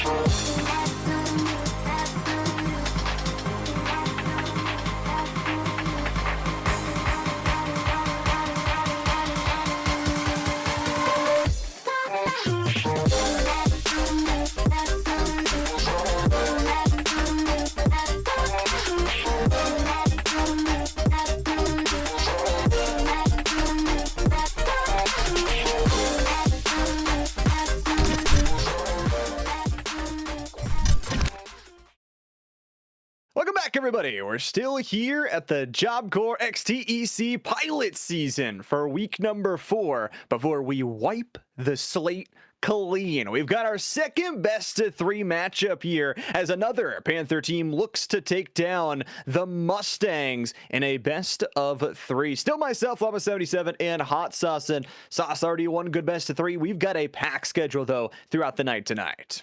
I wonder if the Panthers were watching that last game, maybe giving them an idea of who they would like to ban away as well. But for the Chicago Mustangs, it seemed like they had a plethora of strong characters in their repertoire, if you will. So excited for this one as well. We'll see if the Panthers can find a way to top the Mustangs. They've already opened up their home opener with a dub, but what would make that sweeter? One more dub on top. I thought you were going to say chocolate or something like that, but I'll take that too. Another win would be nice, as we've got our map set for set number 2, rather. It's the same exact one from that set number 1. But of course, as you mentioned, we've got a really versatile map set. We start on Domination, head towards Convoy, and if necessary, we'll head to Convergence to finish out this set. Well, just like we saw in that first one, hopefully we get to a best of 3 here. Obviously, both of these teams hoping to close it out into here as well. But for me, I'm just interested to see exactly how, what character selections we're going to be going with. Again, Chicago this time banning away Captain America and Phoenix. They love locking in that cloak and dagger. So maybe that would be, if I'm their opponent, something I would consider for a ban. But for Potomac, they're going to ban away Punisher and Thor as they lock in Black Panther. I really like that. I mean, targeting some of this kind of upfront, in-your-face damage is really exciting to see how it's going to battle against that upfront that the Mustangs brought throughout that last map set. Of course, it is another best of 3 here inside of the best of 3, so we'll start on some of these sub-maps where the ultimates carry over. I'm interested to see Web Life on something brand new, but this is a team that was very good about bouncing around, finding their stride, but they've got to play the veterans. Potomac, you talked about them. They've been absolute standout stars in the past 3 weeks. Well, they did ban away that Punisher that we've seen Bloody rocking for quite some time, but Bloody honestly did great on that Moon Knight as well. So no surprise that we see there. My biggest thing is, how well are they going to be able to deal with this Black Panther there and magic that can be devastating to that backline? Well, Hulk, Namor, I think that's a great way to at least attempt to do it here. It's a great try. We'll see how the plan on paper goes into action. The Mustangs here will start in red, while Potomac will start on the blue side. No true difference, really. The attack and defense not quite there. Equidistant and equal chance here for these two teams to try and get themselves a victory. With the gates dropping, it'll be interesting to see how these team fights go. Already down toward the middle here, we can see Yamcha just trying to destroy some of the scenery here to make it a little bit easier to shoot from a distance. Already webbed up early, though, and has to be careful of that penny trap. Doing a great job of destroying it very early in this one. I like that, you know, kind of bait out those traps, trade out the webbing for some chance to take some space. But look at this, into the back line, Vax is slicing, dicing, and getting himself a double KO. And look at this, nobody else is looking. The cut down from low to high. Vax is on a triple, a quadra. How many more do you need? Feasting on the back line and going for even more. There's a reason I ban Black Panther in almost every competitive game I play. He's so tough to deal with, and with the recent adjustments as well, it's seen a lot more of Black Panther haunting these backlines. Yeah, Topple Magic in the mix as well, and Vax isn't done just yet. He continues to be a menace here in the backline. A pentakill was not enough for this fella. Continues to roar through the back line and does need to stay a little bit alive. Loses a third of the health bar on the entry, but with so much mobility, so much survivability, gets back out to safety. And all the while, this is just smoke and mirrors. There's 35% built up on the board for Potomac Panthers, and Vax is just doing Vax things. We see the combination here, that penny and that raccoon. Again, something else that can be difficult to deal with. Vax finds a double, make it a triple. And Davis on the revive here for Magic as well. The Potomac Panthers are holding down the fort. They've got 50+%. Already halfway there into the submap number 1. And look at this. Magic said, you forgot my name too. They're in the back line as well, as Vax earns that early first blood into the fight. Web Life was so huge in the last set to get that 2-0 sweeping victory. Chicago Mustangs this time around just haven't been able to find their team composition footing. I like Bloody swapping over towards the Scarlet. You've got a chance to have a really huge ultimate to be a game changer. Stun out the Black Panther as well. Unfortunately, they're still struggling a bit in the back line. We see Scarlet Witch now looking to step up, but it's just Magic to help out here. We'll find the triple of their own. Has the ult here as well, but might just not need it. They've got 90% on the board, and it's a quadra kill now for Magic. It's insane. Everybody from this team, we knew they were standout stars, but it's the pentakill. Tack them up to 5, and oh boy, the time isn't enough for the 6th. But it was definitely on the cards. Potomac with a statement to the Chicago Mustangs after they won their first ever map series. Wouldn't be surprised if we see a minimum of a Black Panther ban and potentially a Black Panther and Magic ban. But honestly, one way you can combat them is with that Namor. Another is with a penny. A strong penny, you put up the traps. You can even combine it with a rocket so that you get 2 of those trap bots. But you know, and then you just make sure that your supports stay within that minefield. So there are ways to combat it, but right now, it doesn't seem like they're slowing Vax down at all anytime soon. And if they can get this win quickly, you talk about getting a map early on in the series would force Chicago to try and pull off that ever tough reverse sweep. Even in a best of 3, still one of the toughest things to do. No matter what esports title you are playing for the Panthers, they're not going to change much up. And why should they? Vax and Magic, although they don't have their ultimates, Unknown and Davis do. Beautiful overhead view here. Shout out to production, Nick. Also enjoying a birthday today. Happy birthday, Nick. We appreciate all your hard work in the background. And Panther looking to put some hard work into the back line of the background of the Mustangs here.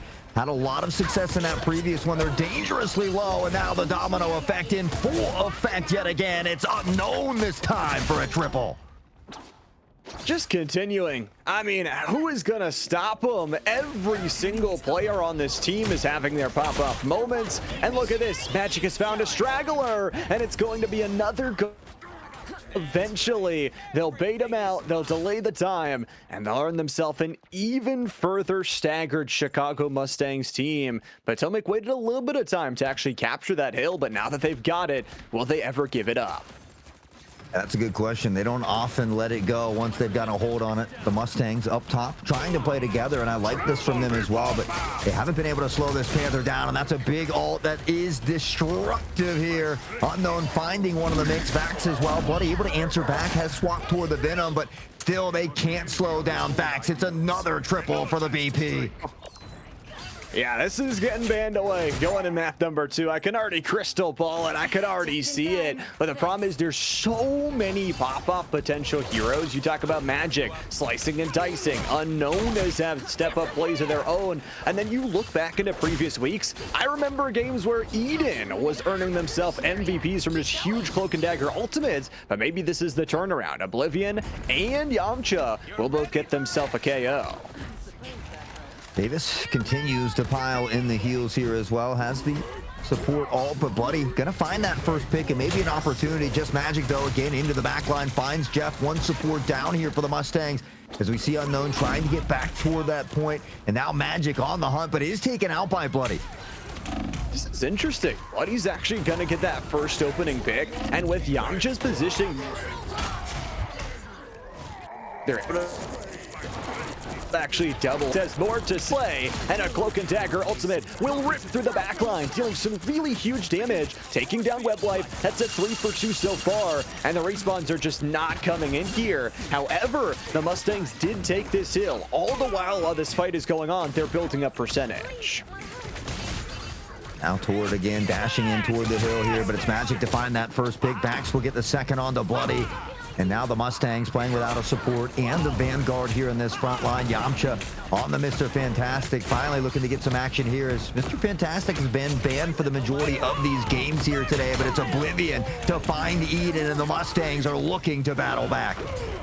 Really huge fights going their way. They're investing a lot of ultimates here in this fight, so they've got to win it. Magic trying to turn the tide with an ultimate of their own, swinging for the fences and slicing down one, but there's no more support crew behind them. They have to try and find themselves a survivability, and Angel Frost is the one to burn down the rest of their health bar and double kills, taking down Jankatos as well. A huge battle back from the Chicago Mustangs. They've almost tied up the percentage. Dangerously close to tying it up. Now the fight around mid though, and here Vax is to find the first one.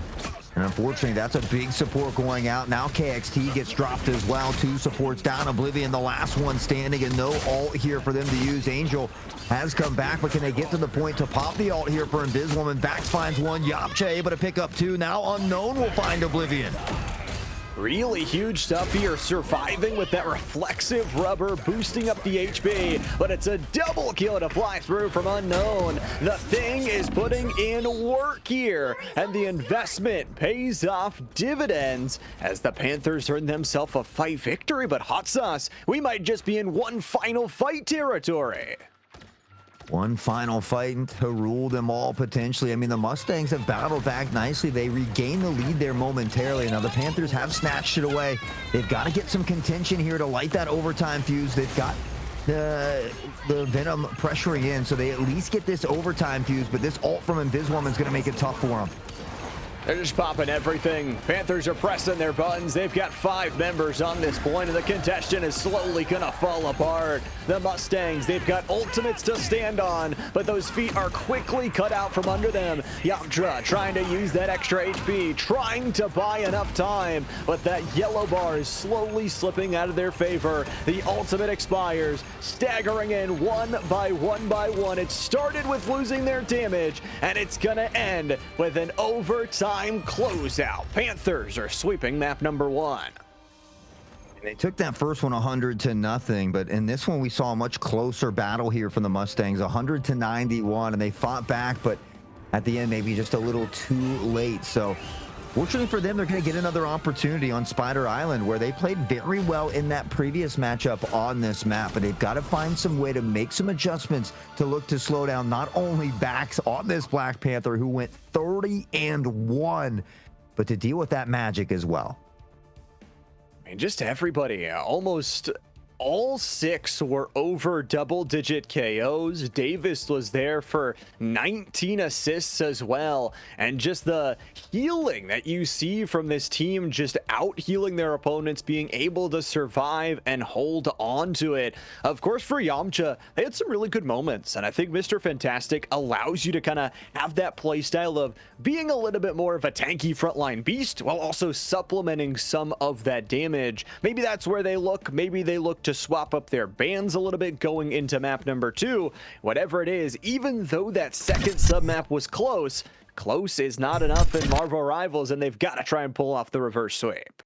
I mean, Mr. Fantastic's in a really great spot right now, and even then you see he had the most damage blocked as well as putting up a ton of damage, but fell just a little bit short. And I think it was because we saw the Panthers gain so much early percentage. It took a while for the Mustangs to take control. Once they did, they held it for quite some time, but at the end of the day, they fell just about 9% too short. So at least they'll get a second chance opportunity, look to push it in toward that best of 3, and hopefully we get to see Symbiotic surface for the first time here tonight. It's another map that I do genuinely enjoy watching and getting to play. So Spider Island, that next one though, again, we saw Chicago Mustangs perform very well on this map. Of course, there was a bit of a disconnect there through that one, but it seems like they're having a little bit tougher of a time with this lineup from the Panthers. So again, I think they need to find those adjustments and a way to deal with that Black Panther. Try and find some of those bands, swap up their own composition maybe. I know they were kind of twiddling with some different things towards the end, seeing if they wanted to try some of those different comfortability factors. And although they kind of play that double in the fact that sure you just played one, but it is a little bit more exhausting of a day, a little bit longer as well. And if you guys love to see long esports action, well, we've got the PIEA season coming up here at TEC. Fall and spring combined together, we're going to crown another state champion, and you can be here to watch all the way along with this Job Corps. We're not only going from our pilot season, but to our season number 1 here. It's right around the corner, and I could not be more excited.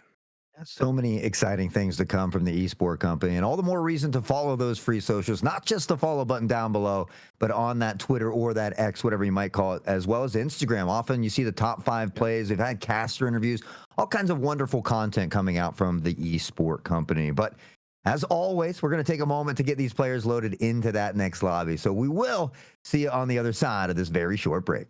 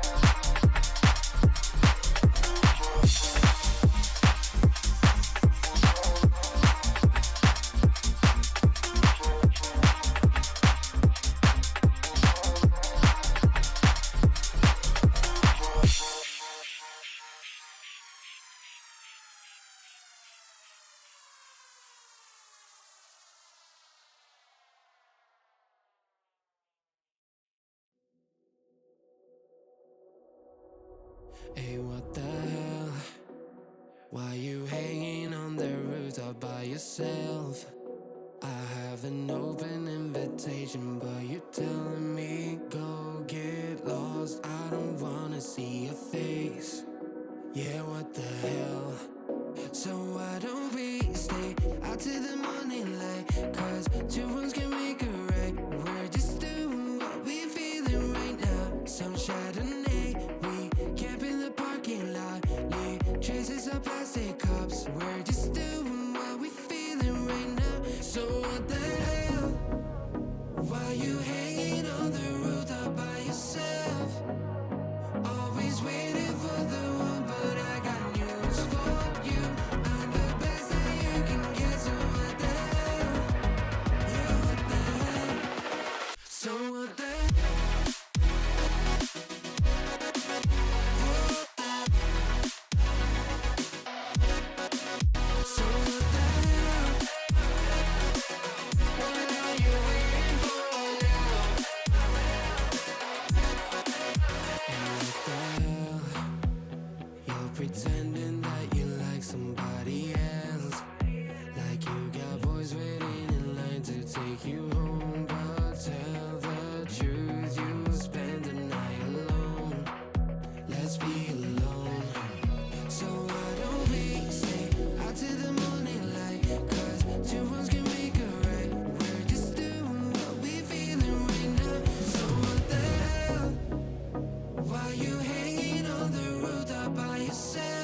yourself. Always waiting for the one, but I got news for you. I'm the best that you can get, so what the hell?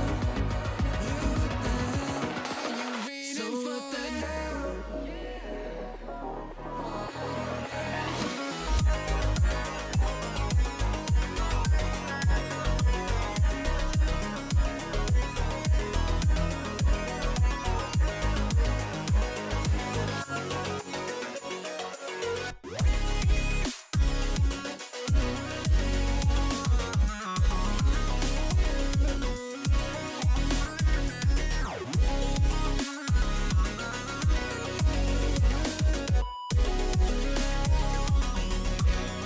So what the hell? Why you hating on the rooftop by yourself? By yourself. Always waiting for the one, but I got news for you. I'm the best that you can get, so what the hell? Yeah, what the hell? So what the hell?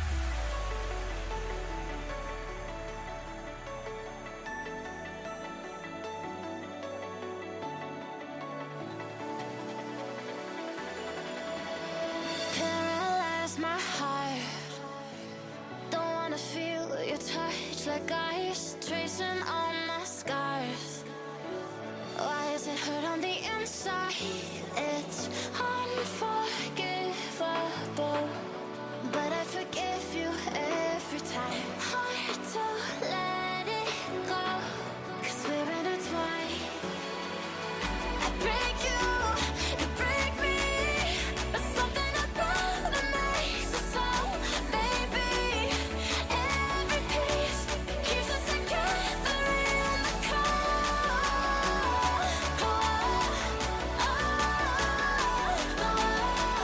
I break you, you break me, holding our love in chains of gold.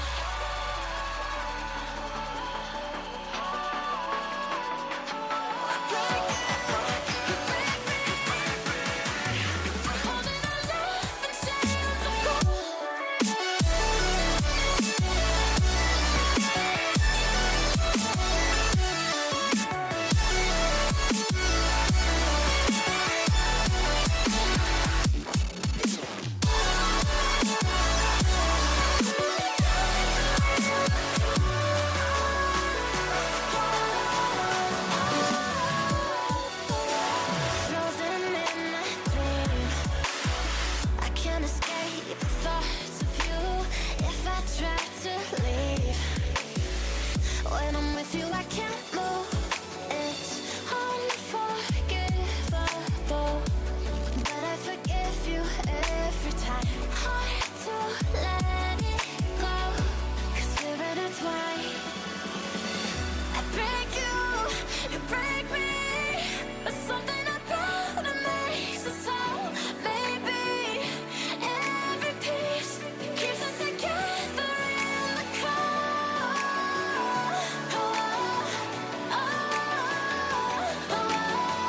I break you, you break me, holding our love in chains of gold.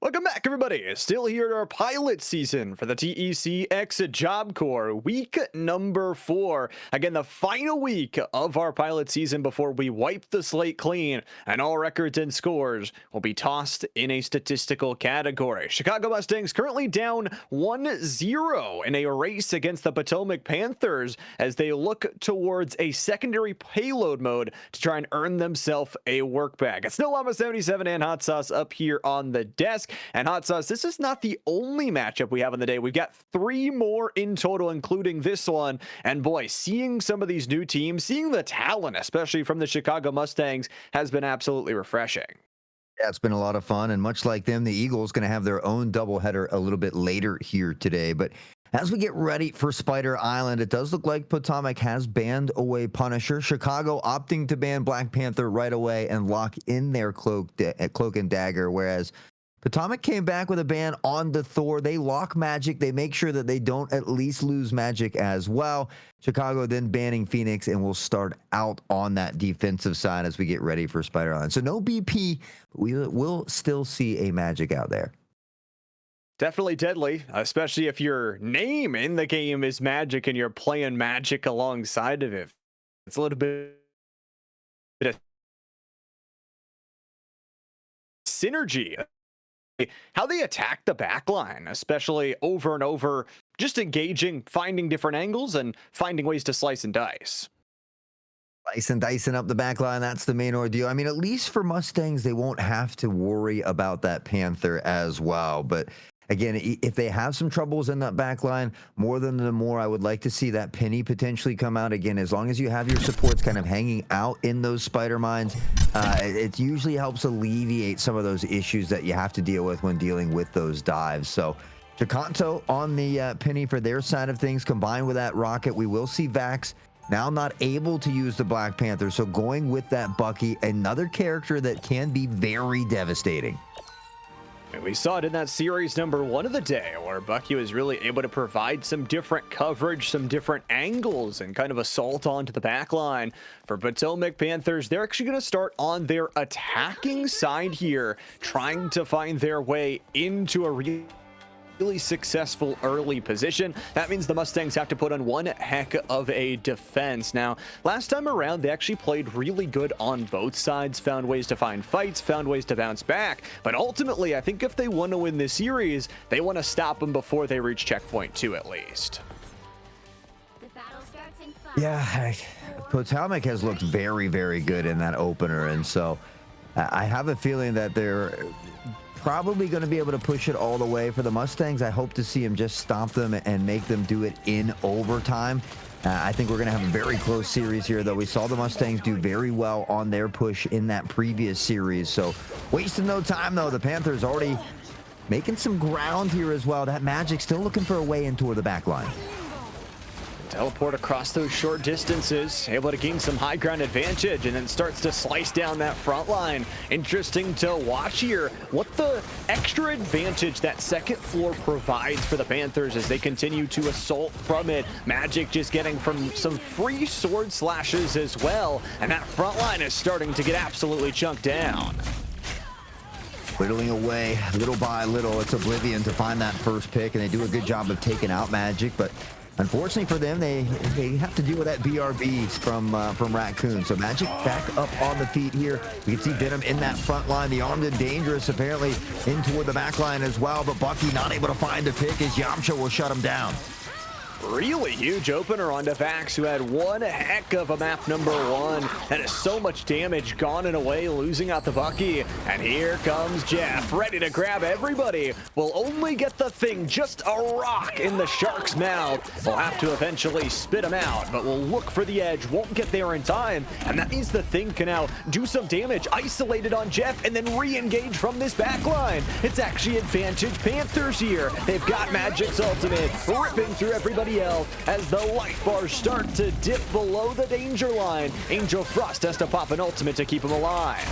It was a great attempt by Jeff. It just happened to backfire a little bit, and Unknown taking full advantage, has Clobber in time up and ready as well. And there we go. We look to see it come out, but Magneto, a good job of blocking that off. The ult's coming in from the support here as well. And Vax onto the Squirrel Girl has their ult. We're going to see that one come out as well. Magic, Vax combined for 2, and they look to push into this first checkpoint.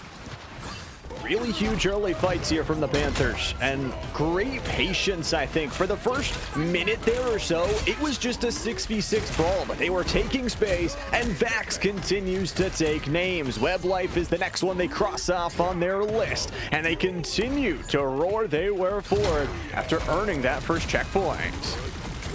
Unknown continues to look for bodies and drop buildings here. Just absolutely throwing some haymakers back and forth. Penny has the ult here as well. We've seen Jakanto have a lot of success on this Penny. The trap already up, a ton of mines in place, and the ult could be huge here as well. Unknown dangerously low, but somehow the support's able to keep him alive as Vax will find KXT in the background, and the Panthers starting to push this in a steamrolling style fashion.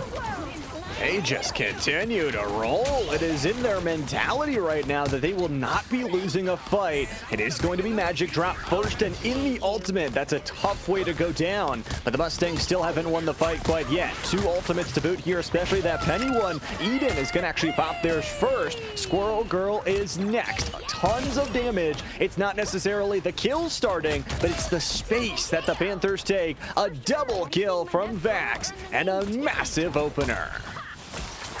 Continues to launch them downfield. The stun comes in as well, and they look to stagger them out just a bit. The supports do a good job of backing off here. They got to make sure they don't get caught off guard, though. A stagger at this point could be devastating. So it does appear they're able to get back to the team, but the Panthers now, especially the Squirrel Girl, combined with the Magic, these ults, they've been getting a lot of value from. Every time they pop them, it just seems like the timing is absolute perfection here, and Jankito is going to be holding on to that Penny ultimate, that massive space taker. We'll have to wait for just a second, but what won't wait is this checkpoint hold here. An absolute push forward here with still 2.5 minutes to go. There's just not enough members to hold this. Angel Frost has to invest their ultimate. The Thing wants to get out there, and sure, it's going to be a push forward, but that just means the Panthers can take back all of that space, unlock the second checkpoint, and look for a closeout.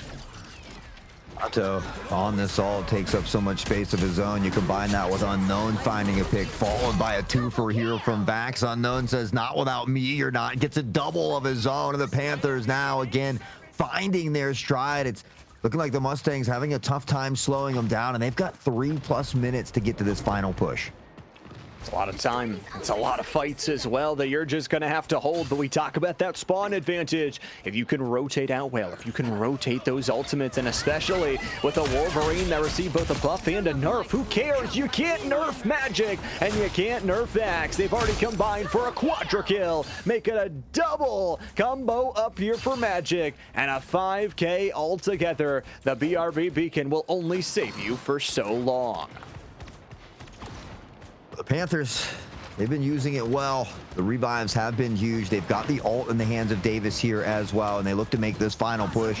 Jakanto finding this pick onto Yamcha is great, and that's where Penny's so good against these divers. Vax finding Jeff as well means they're down to support. The ult comes out from Raccoon, and they are looking to make this final push.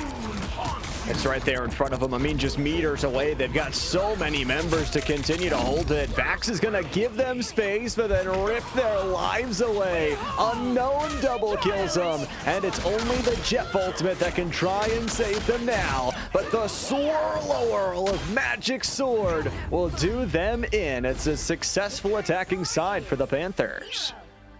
Yeah, plenty of extra time there as well. 2:07 to be exact. So it's going to be a bit of a tough job here for Chicago, but again, they didn't quite have to push it all the way last time just because their opponents didn't, but they did push it very near to the end there, and they had a very successful run. So I think this is going to be a good test here for the Mustangs. Obviously, they're happy they got one dub on the board already, but they'd love to have another one. They need to win this map for an opportunity to go to Symbiotic Surface where they could look to close it out, but for the Panthers, they only need to stop them now to solidify their series win. And this might just solidify the Panthers at the top of the overall leaderboard. They have been just so solid throughout 4 weeks of gameplay, and getting to watch how they play together as a team, their overall communication, and how they tackle all the different challenges. I mean, I remember back to our first couple of weeks, we didn't have those full 6v6s, but the Panthers were still able to make the best use of it. Even players down, even missing some critical pieces, they're able to get it done, and now seeing these full 6v6s is even more fun. Toe-to-toe throughout the whole night here. Chicago Mustangs, one final opportunity to look to extend the series as the Panthers look to close it out and get a nice little view here of the streets of Spider Island as We'll see the doors fall, and now the payload will climb down here from the towers. They look to pressure forward. They've got a Magneto here from Web Life. Oblivion still on this Cloak and Dagger. Now, Bloody has swapped toward the Psylocke, so maybe looking to get into the back line a bit there as well. Love the Psylocke. It is so good at just chopping things down, but you've got to find a way to deal with Magic again. Just getting that early damage, getting that early push. It's all about space, not necessarily damage, as Yamcha, taken down to half to start, gets those heals to get back up to full, but Oblivion is going to be the life bar trade. And again, you just see how far forward Web Life is trying to push. They're just not given any of this space. 1 for 1 going to be taken. That nice BRB beacon will make it a 6v5, and Vax's going to turn on him in the back line. It's already blowing up in their face, and the Panthers are forcing back to the spawn doors. Yeah, and honestly for the Mustangs, I mean, they have a couple of dives now, but I'd like to see them get away from these dive characters like Psylocke or Iron Fist and look to use a Squirrel Girl, a Moon Knight, or even an Iron Fist. It makes it easier to break those penny traps. Magic, a lot of these characters can't shoot into the sky as well, and so it's going to make your life a little bit easier, all while countering your opponent. So hopefully it's something that they consider as time goes on. Psylocke certainly is very good right now, but just playing into this composition makes it very tough. Not a lot of ways to get out either. It just feels like they've got your location tracked up and available. Those heals from the spawn room are nice, but you're just burning down time here. 2 minutes and some change left to spend. The jump out goes down. Double ultimate, Angel, Oblivion go together. Potomac, they pop an ultimate in reverse. It's Rocket that holds them down, and all the while continuing to deal out the damage. Unknown has found the front line with the first cut down, and KXT is dead as well. Double kill from Unknown. Vax is going. Here come the ultimates. It's the Panthers again showing their claws. Yeah, the Panthers have really showed up here on the defensive side of things. I mean, we saw Chicago do very well on the defensive side, but now struggling a little bit here on the offensive side to even get out of their spawn. And you take a look at these tanks in toward the front line. You've got Mr. Fantastic in there as well, who's basically like a DPS tank. Web Life Blood, though, finding 2 big picks, and this could be the opening they need here.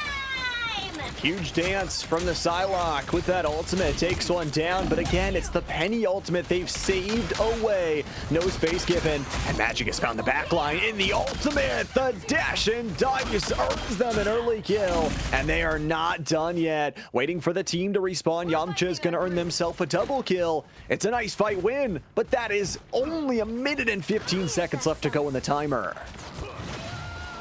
Yeah, not a ton of time to work with, but it is enough time. And even if it hits the overtime fuse, as long as they reach that first destination, they will add a couple minutes onto the clock. So I think that's the first important thing here, is just finding a couple picks, looking to add some extra time and see if they can build off the back of that. But always easier said than done against the Panthers. Jacanto finding this opening pick, and it's on a support here as well. That's massive. I mean, the rest of the front line is already starting to fall. They have to invest Angel Frost's ultimate here to try and get them something in terms of their get back. The power fist, the hammers go down here as Mr. incredibly dealing some damage. It's actually going to freeze up Eden. Potomac Panthers are quite okay, though. They've just played the patient game. The health ports are burning at an abysmal rate. And Unknown with their ultimate, the slam down aerial damage, may have just sealed this series.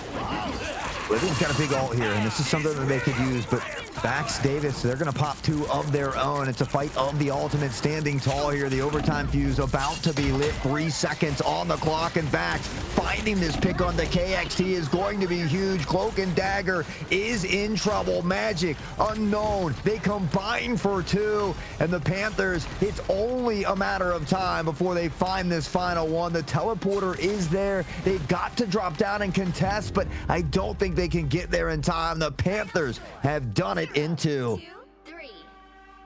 They find a way to earn themselves a sweep on their final showing of this pilot season. The Mustangs gave them a great run for it, but it ends up being just a really good defensive effort after a really nice offensive effort.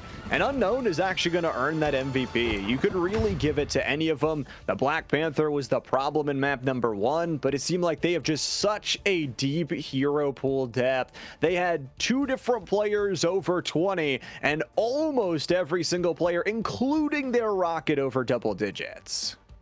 Unknown, not only 23 kills and a death, but 23 assists as well. A ton of damage blocked. I mean, but you're right. You look at all the stats from the healing to the DPS. They really just locked it down. And Vax showing that it doesn't matter if there's no BP on the board. He can play a multitude of different characters. For Chicago, a great showing from them on their first day, though. I mean, for a lot of these players, this is a whole new thing for them. And they show up, they get a dub in their first series. They fall a little short in this one, but they hold their heads high because they put on an absolute cinema for us here today.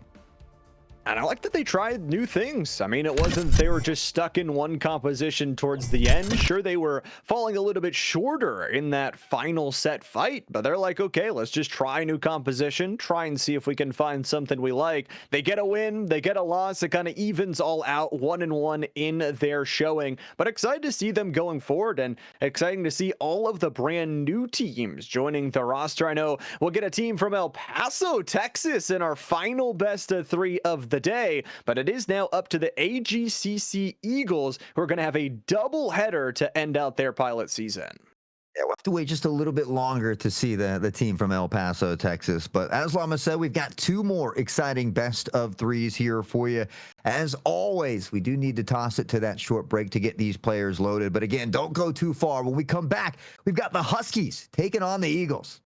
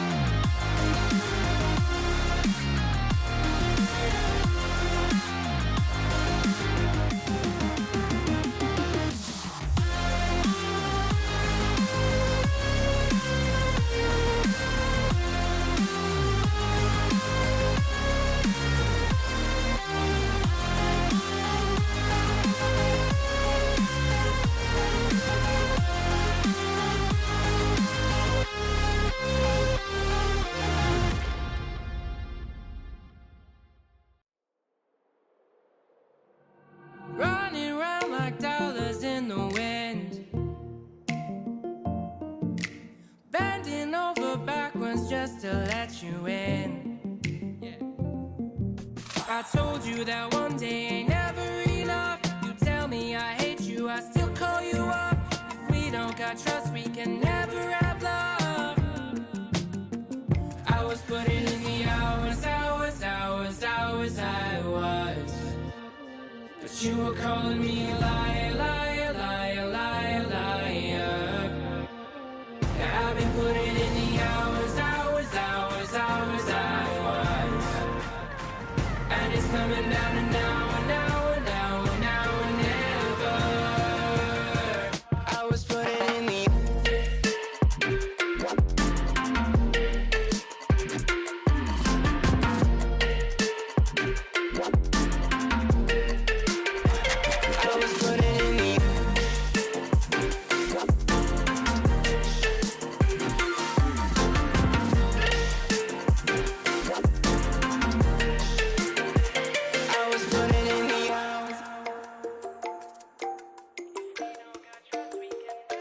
I'm sick of fighting the things that you said. I don't wanna burn all our bridges ahead. I'm tired of going to bed when you left me on red just to turn up the noise in my head. I told you that one day ain't never enough. You tell me I hate you, I still call you up. If we don't got trust, we can never have love. I was putting in the hours, I was. You were calling me a liar, liar, liar, liar, liar. Yeah, I've been putting in the hours, I was. And it's coming down to now and now and now and now and never. I was putting in the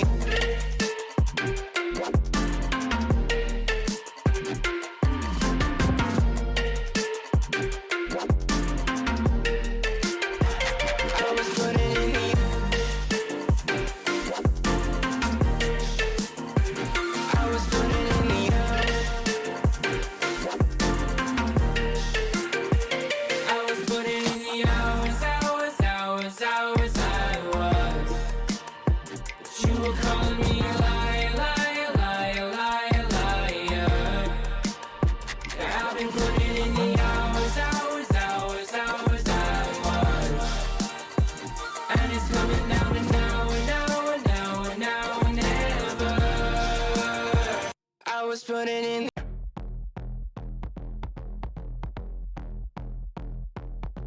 생각해 또 나도 몰라 what did I do so wrong 다 비슷하게 살아가는데 꿈은 이뤄지는 게 아니라 꾸는 거라 생각하며 살아왔지 아무것도 아닌 나에겐 누가 말해줬지 진짜 원하면 언젠간 되지 말만 잘하는 사람이 되기 싫어 진짜 잘해 이젠 나도 할래 I'm gonna be a legend We're gonna be a legend 우리가 해냈다고 다 고개를 끄덕일 수 있게 I'm gonna be a legend We're gonna be a legend 그때까지 나랑 같이 갈래 손을 잡아줘 Sometimes I don't know what to do, am I doing it right? 마냥 나이만 먹어가는 걸까? 다 잘하는 사람이 되고 싶어 똑같이 하는 건 재미가 없잖아 아무것도 아닌 나에겐 누가 말해줬지 진짜 원하면 언젠간 되지 말만 잘하는 사람이 되기 싫어 진짜 잘해 이젠 나도 할래 I'm gonna be a legend We're gonna be a legend 우리가 해냈다고 다 고개를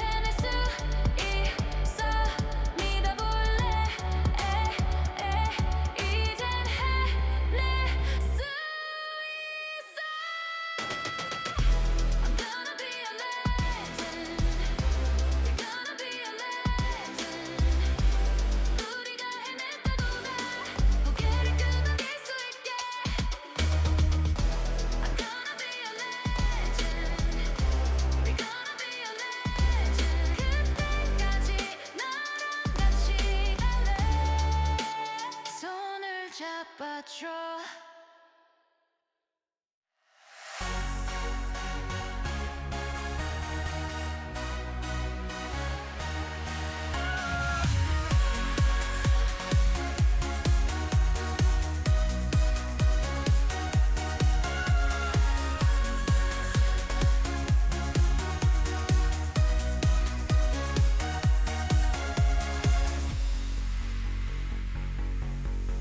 In the city full of shadows and streets made of gold, the whispers of dreams that we all bought and sold.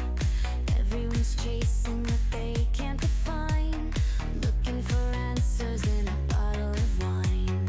Get it, come get it if you think you can. Break through the noise like a madman. There's a fire burning deep in the night. Get it, come get it if you've got the might.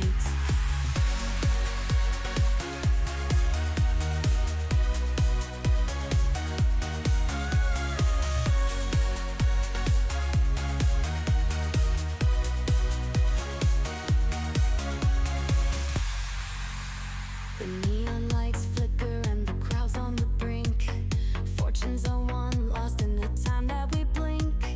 Gotta take a shot, no room for regret. Living on the edge, ain't done with it yet. Get it, come get it if you think you can. Break through the noise like a madman. There's a fire burning deep in the night. Get it, come get it if you've got the might.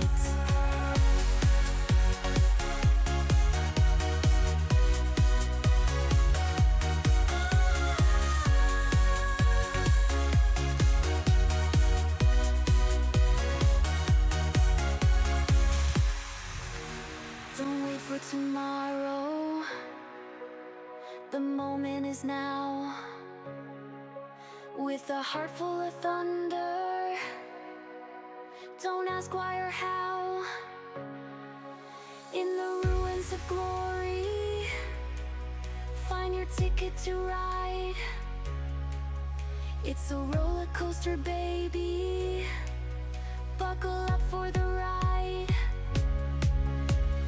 Get it, come get it if you think you can. Break through the noise like a madman. There's a fire burning deep in the night. Get it, come get it if you've got the might.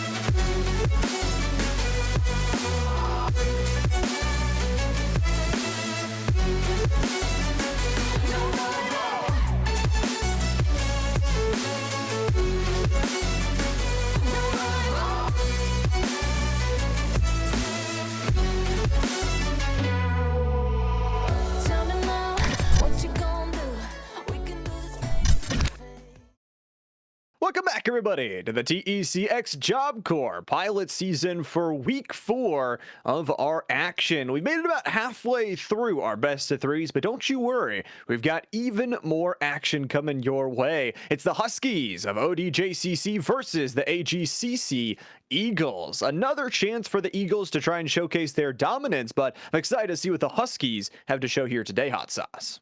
Yeah, the Huskies might have a little bit of a tough job in front of them as they might be playing a player down in this one. But as per usual, we're starting off on Royal Palace, heading over to Spider Island. And if we happen to need that third map, which we haven't quite yet, it would be Symbiotic Surface. So fingers crossed that we eventually get to that convergent map. But, you know, it's another map that does favor kind of like that Squirrel Girl side of things. Obviously, there's a lot of great characters you can play on these, but as per usual, starting off on the Royal Palace here as well. So I'm just interested to see what kind of compositions we're running.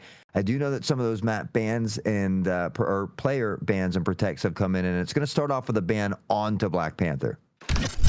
I mean, you said it. Black Panther just has a lot of strength right now. I think overall we saw that strength in the previous map, but also a little bit of comfortability factor through these different teams that, you know, might be grinding through the ranks to increase their skill level, and seeing it banned across the board at those higher skill lobbies might just want them to ban it here as well. Now, for the Eagles, we've gotten to see them in the past, and they're one of our almost inaugural teams. Started seeing them around week 2, and they've looked very, very good every time we've seen them, and they're playing a player up, as you mentioned. But of course, it's esports and it's Marvel Rivals. Anything can happen, and I'm hoping the best for the Huskies in that I'm hoping they can get that 6th player by the time we hit map 2.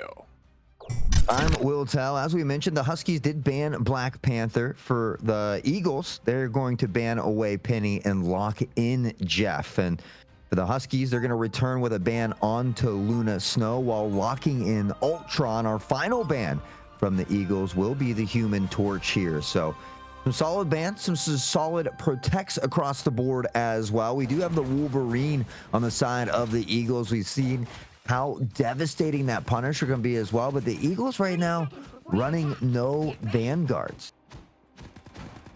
With no true front line, it feels like you kind of have that somewhat supplemented with Wolverine, but that opens up the door, especially with something like a Punisher, a Scarlet. That backline can be exposed if Ghost or Chill can find it and deal that damage. Of course, you've got to win 2 sub-maps here if you want to take the map overall, and set your sights, on series point. Huskies, Eagles here in map number 1. Let's do it.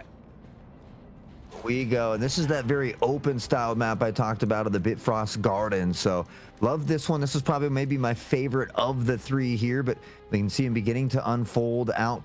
Magic, Iron Man on that right side or near the bottom of your screen there, and maybe having a little dogfight in the sky here. It's 1 Chill, 2 Moon that's on top, but it's Rennie to find that first pick. Rennie Maru has been a standout star in the past, and I think if you're looking for someone to equalize out that 6v5, it's going to be Rennie, who's already on a double kill here. Backline decimation, the counter fist come through as Chill Moon steals away the kill, but it's the Huskies, a player down, found their footing. The question is, can they take the point? Because fights are one thing, percentage is another. They're looking to cap it here, and they might get that early percentage. Bite the bullet, found a nice 2K into the background. And now we can see Rennie again on this Magic. We've had a lot of very talented Magics here today. Unfortunately for 1 Chill, they're going to get caught out in the sky. It's a nice pick here from the Mantis, an opportunity for the Eagles to work back toward the point. Eagles are starting to find their way around, and I think with Chill Moon getting a little bit of a swap up for themselves, it allows Rennie to just free fire, be as they might, delay the time, and continue to build up their percentage. Look at this tree angle, slicing and dicing, aided by Ghost. It's only a 1-for-1, but that is a lot of damage out of the front line. No more Wolverine. Godly will have to go back to the spawn, so will Ghost, and that means the Huskies down a few members here with no ultimates. Rennie will return 3% away. Eventually retake the point here for the Eagles, but the Huskies were able to put up 38%. So a job well done to open things up, especially being a member down. Unfortunately, they have to be careful because now they're getting staggered a bit. We see the Star-Lord, the Punisher both going down, and when you're already down a member, you really need to make sure that you do regroup and try to find these fights together. Always playing together, always playing as a team, ever important. Magic is going to pop the form shift, though. Transferring right to the back line and earning an early KO. But how many more is it? That's going to be the Punisher down with the double kill. Slicing, dicing, half bars down to health as well. It's going through a shot.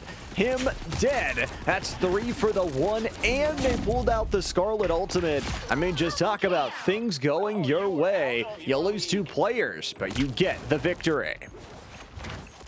To get that victory, I'm pleasantly impressed with how well the Huskies are playing, even down a player. They've recaptured the point. They look to regain the lead here momentarily. They find this early pick onto Godly. Now, Jeff will scoop up some onto the point, but they've already captured it, so they continue to build that percentage. He's going to get to the edge here and look to drop him down. He takes himself out. He gets one, but somebody looked like they were able to get back up on top of the map here.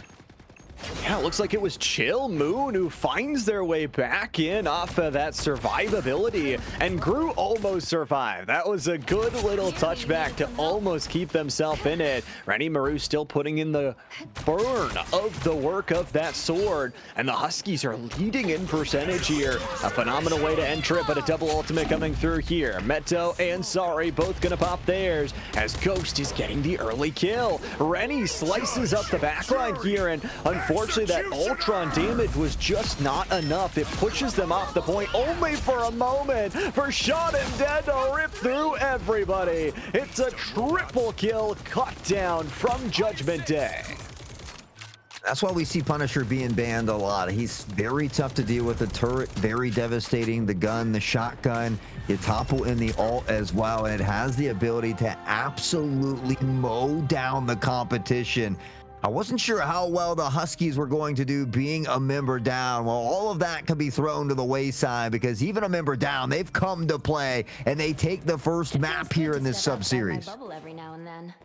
Doesn't matter how many players they field, they always seem to play really up to the standards that we love to see here. For the Eagles, it's not the end of the world. They have another chance in sub-map number 2 to try and swing it back, sort of pull off the reverse sweep inside of the map. And I think the biggest thing they've got to deal with is trying to target exactly who they want to take down, because Chill, Rennie, and Shot 'em Dead all had those big moments, but if you can focus them down one by one, especially with how far forward Rennie was going, maybe that's your way to transfer the fight.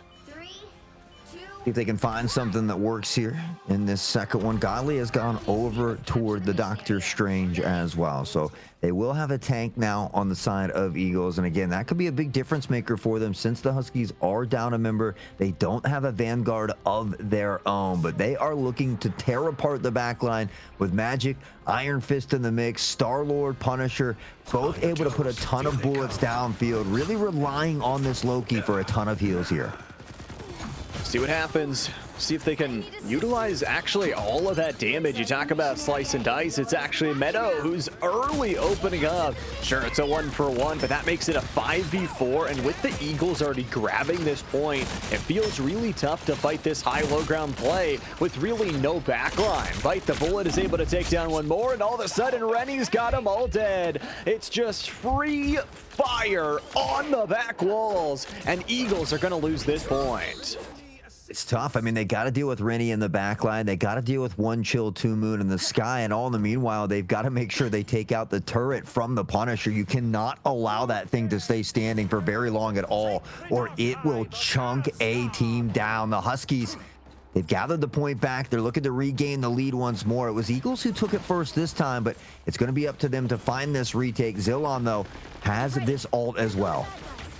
Final Judgment up and available, ready to go, but Rennie has also got the Darkchild ultimate. If they want to try and go into that back line, they're just waiting for their right moment, and it's going to work out their favor. 4v4 after a 2-for-1 drops. Now, Eagles have gained the space, but at what cost? Bite the Bullet is going to pop their ultimate as Sari takes Shot 'em Dead down. Mateo's stuck in no man's land. Rennie's ready to go, but doesn't decide to pop the Darkchild ultimate quite yet. Bite the Bullet is gone, Potomac down, and this is what the Huskies do perfectly. The give and go of space, the retake is theirs, and the percentage continues to equalize. Rennie has the ult here as well. We're going to see the one from Phoenix look to be utilized here, and a ton of value from that, but It applies some damage. They're going to eventually pick up this kill on Zaytobi from that Moon Knight, who does go down here, and already to the 50% mark here as well. One Chill finding the Iron Fist. They are staggered a bit, and they need to look to regroup here.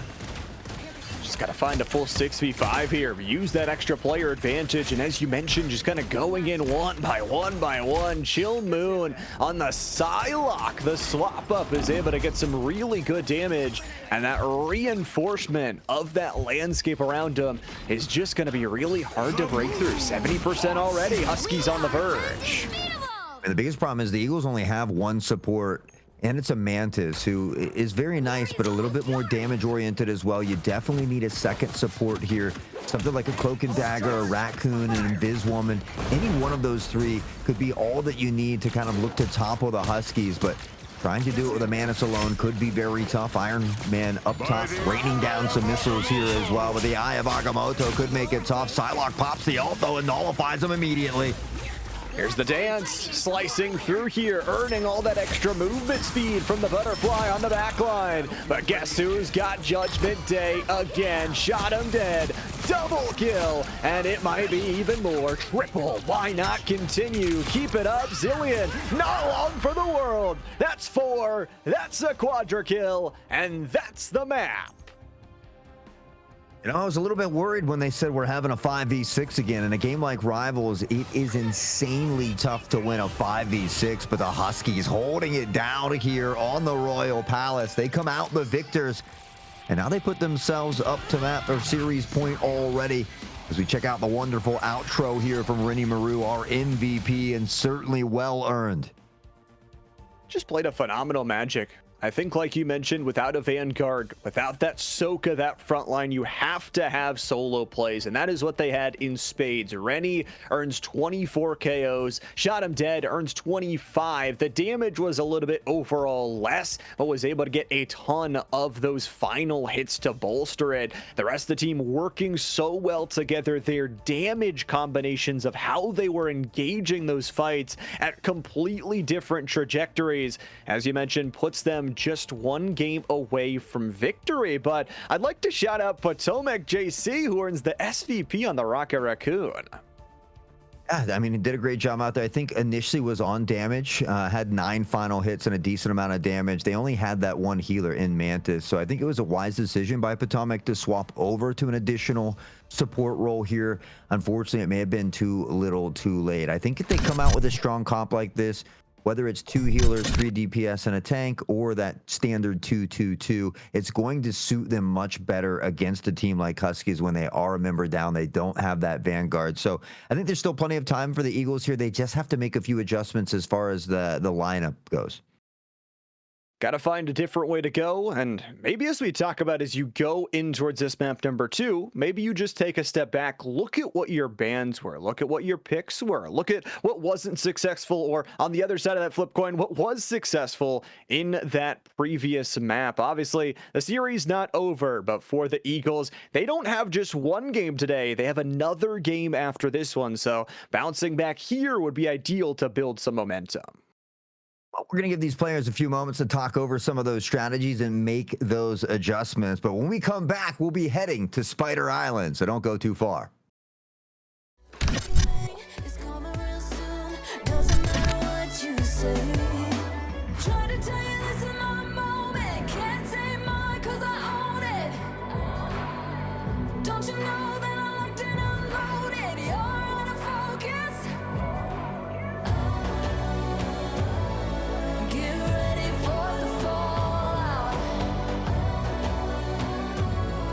Can't stop me now. I got no rival. I'ma fight my way through the blood and pain game of survival. Anytime or place, watch 'em run away. I got no. I'll be standing on my own. Never gonna take my phone. I got no rival. Watch 'em run away. I got no. I got no rival.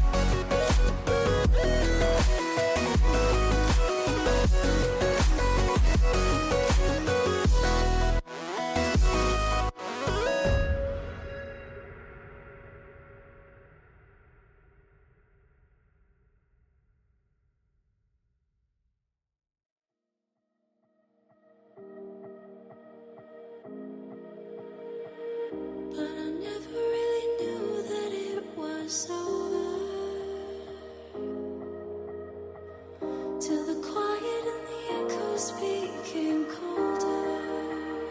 I never really knew that it was over. Till the quiet and the echoes became colder.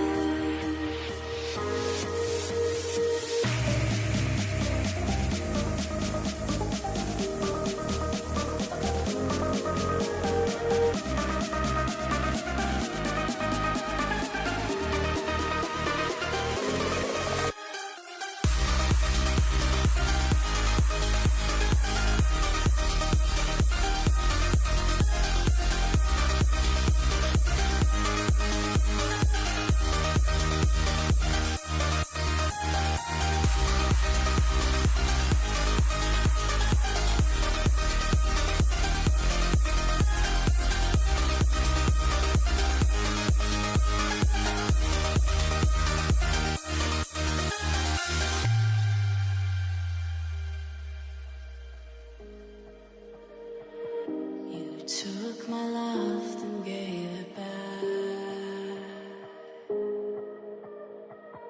It's yours to leave, but it won't keep me from this heart attack. And I'll try to carry on again, but I never really knew that it was over.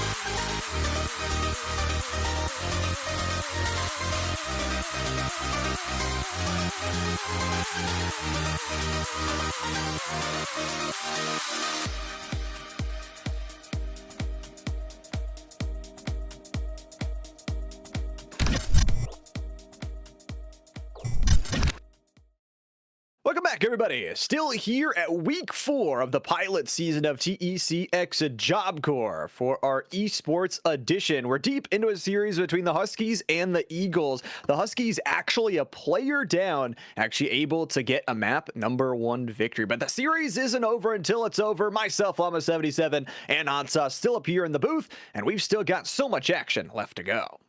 That's right. Headed on to Spider Islands one more time, where the Huskies have banned away Wanda and Iron Man as they lock in Punisher for this one. And on the other side for the Eagles, well, they've banned Magic, making sure that they don't have to deal with that yet again. I believe they got Iron Fist banned in there as well, and they're going to lock in that Mantis that was working for them.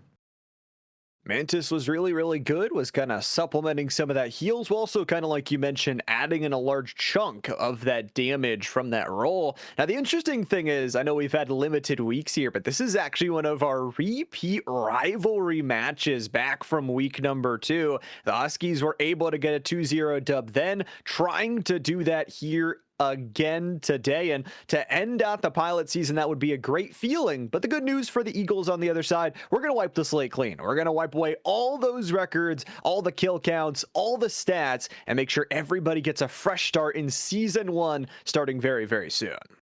The Eagles will have a chance to get another dub here in their final series of the night, and which will be our final one as well. But that'll be a little bit later. We are all ready again to head toward Spider Islands. It's going to be up to the Huskies, or the Eagles, excuse me, to win this one to send us off to that symbiotic surface, which we haven't had a chance to see on screen just yet. I would love to see that here, but I have a strong feeling that the Huskies are wanting to end this one in dominating fashion.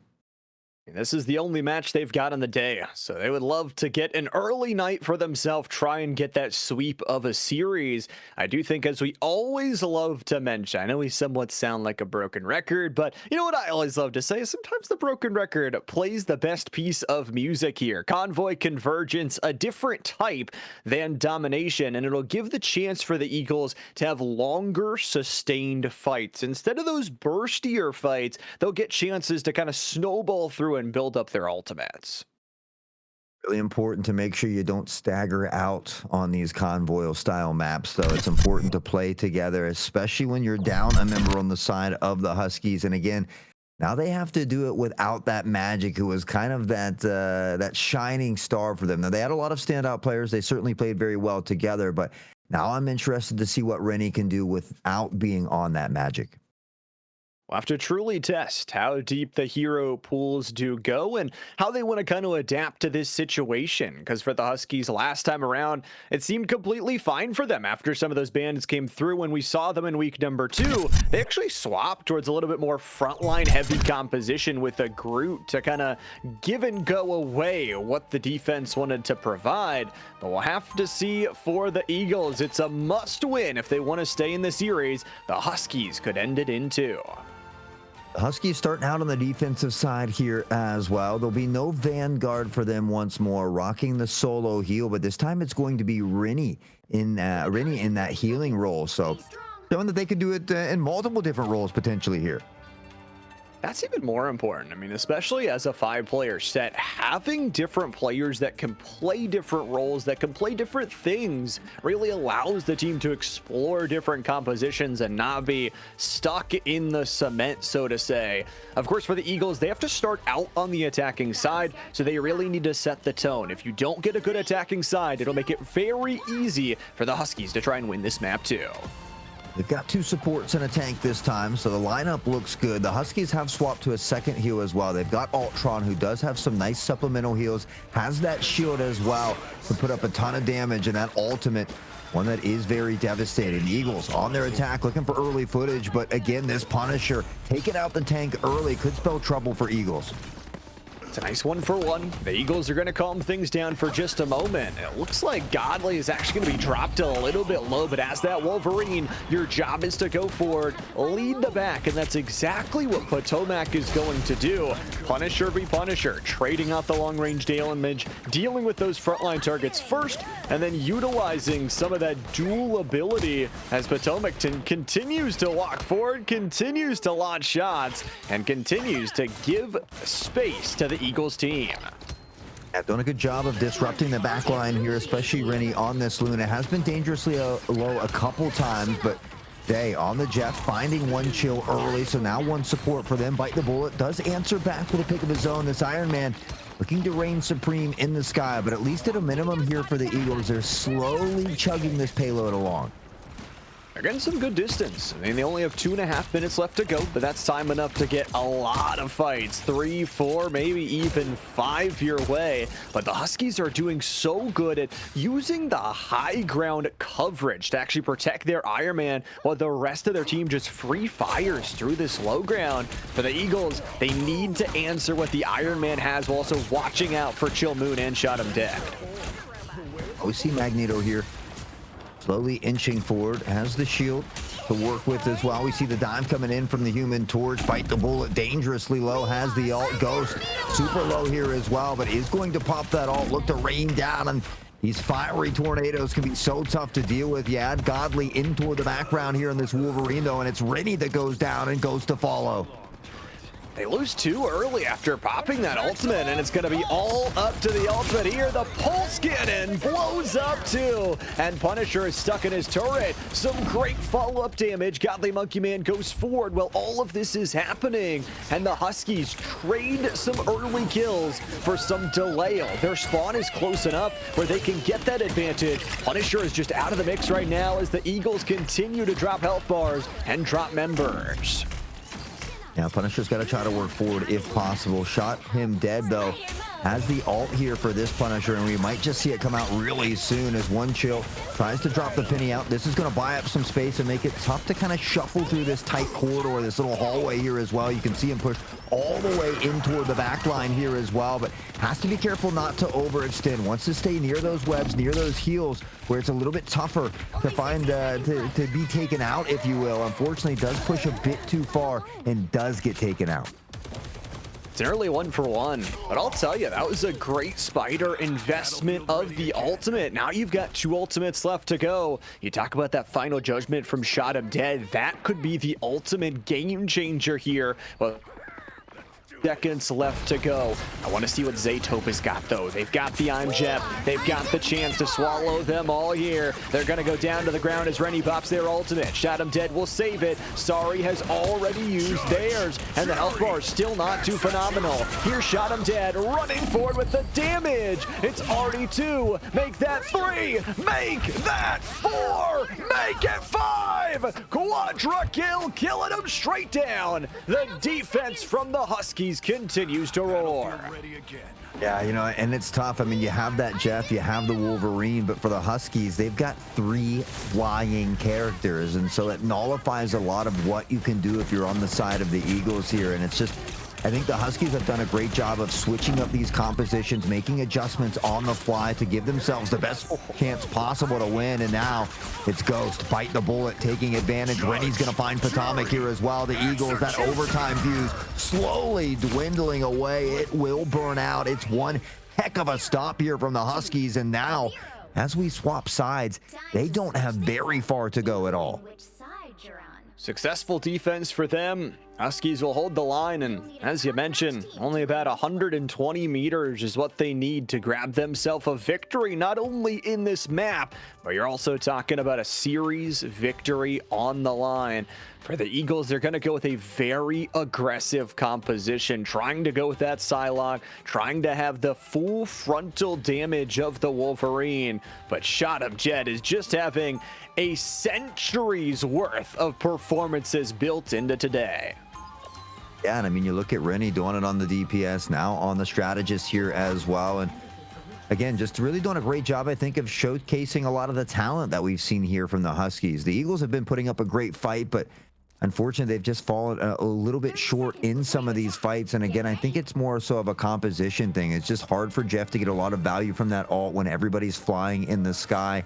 They can't swallow everybody up, jump off the side. And so I think a couple adjustments could do them some justice. But again, as you're just kind of finding your footing here in the pilot season, a lot of times you play with what's comfortable. You just go out there, you have some fun with it. So that's the most important thing.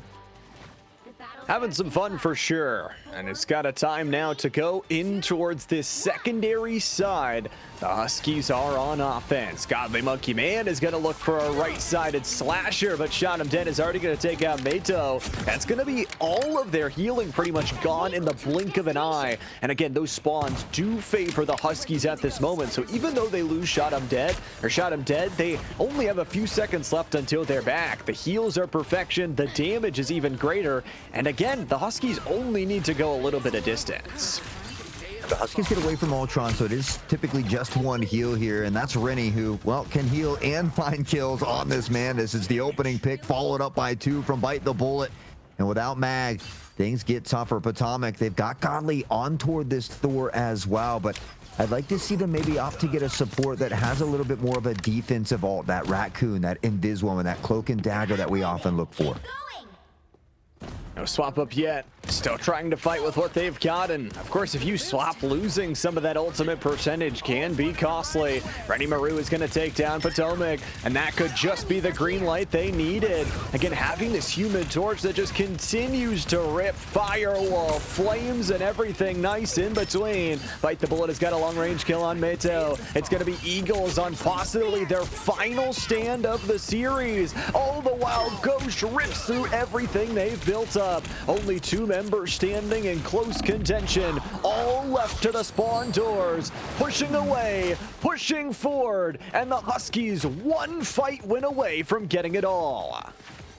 Jeff says there's not as many flying characters this time, and he's still able to scoop one up. He gets a nice 3-piece off the side, shot him dead, fighting to hang on as long as possible. Eventually being put in the dirt here, the Eagles will look to make one final stand. It's not too far to go, and they've got to make it for 2 minutes and 5 seconds.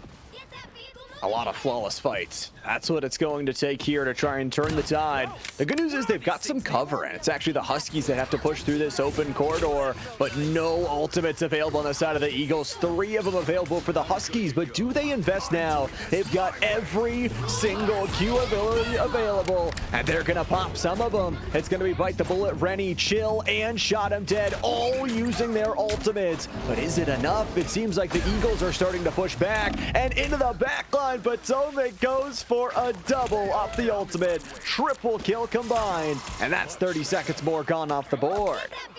Beautiful 3-piece, and we're going to see one Chill go ahead and swap toward the Namor here as well, but I think they had a little bit more success when they supplemented in that second healer, something like Ultron. Those flyers still doing great for them. We see Ghost continues to pepper in that flame damage as well, but they expended so many ults on that fight, and now with 1 minute and 5, it's actually the Eagles that have a better ult economy.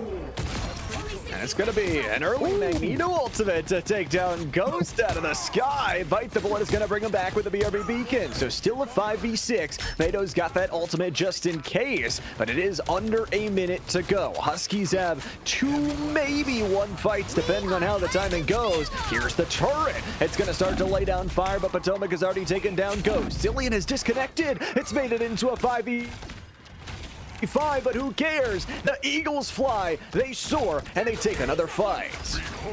Looking to put this one onto the third map, and they might just do it. 25 seconds left here. Unfortunately, Zillion has disconnected for the Eagles. They've got a DC. The 6v5 turns into a 5v5, and maybe an opportunity for the Huskies to find the final push. Shot him dead on toward the Moon Knight now, and with that Ankh, you've got to destroy it very quickly. You can't allow it to stand. It can put out so much damage.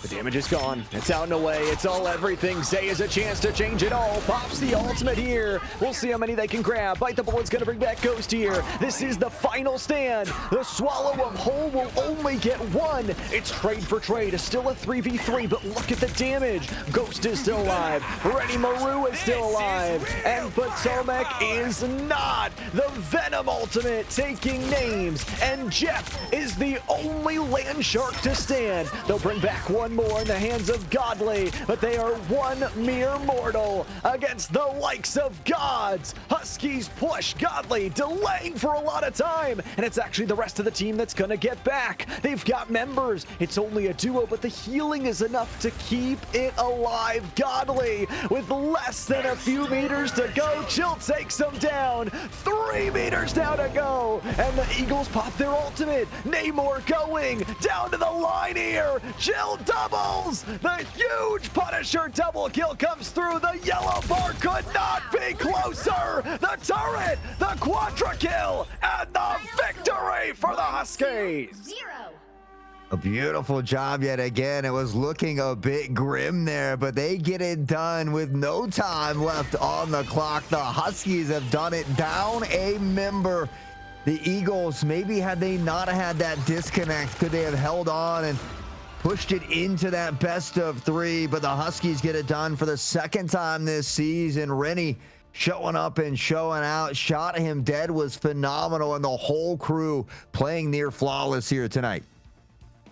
I had some really fun fights, and boy, even with a member down, you said it, it feels like everybody stepped up there. Bite the Bullet kind of swapping between those multi-roles, but also for the Eagles, I mean, talk about their resilience, their fight back. I mean, Zay had a lot of really good ultimates and will earn that SVP. Very much deserved of that credit. So an exciting series, and boy, my heart is gonna need a break after that one.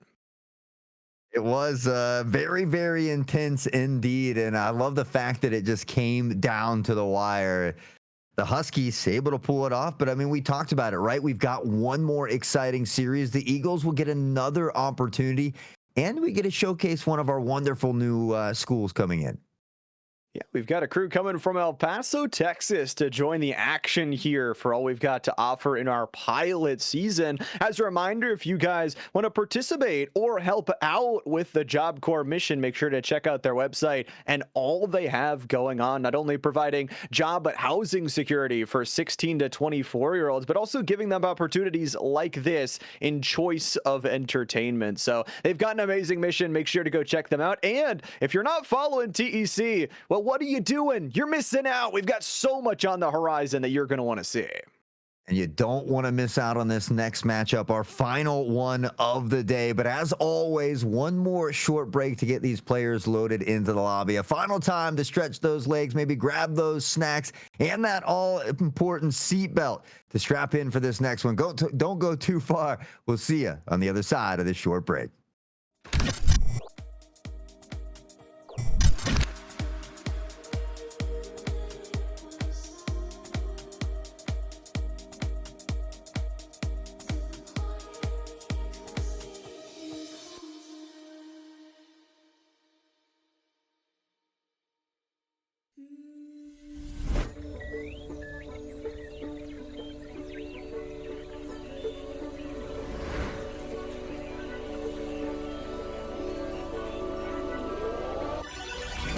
Got wandering eyes that I seem to follow.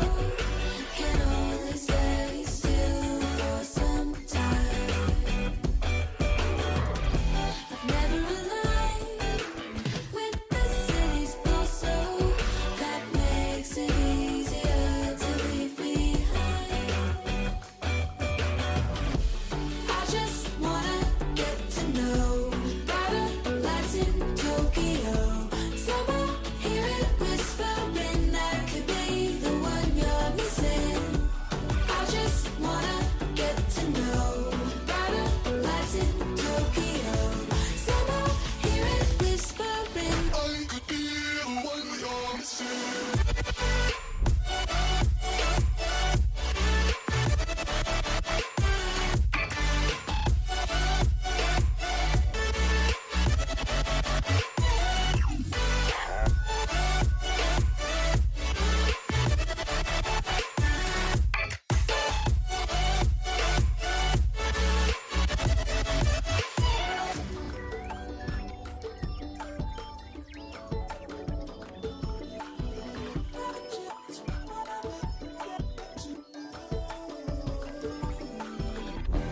Wondering why I don't know the feeling of walking through these streets like they're mine.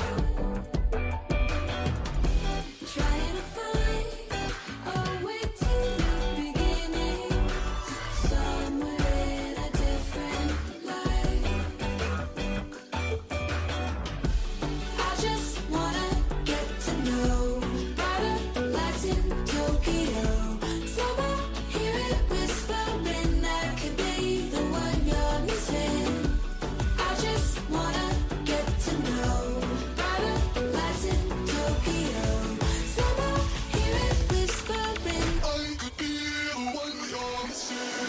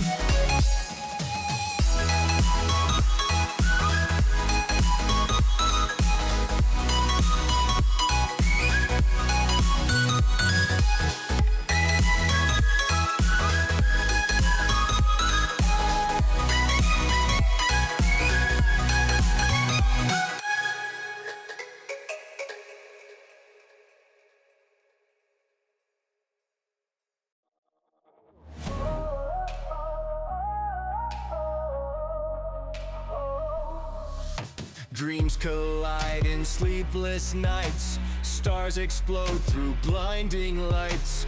Victories found in the fight.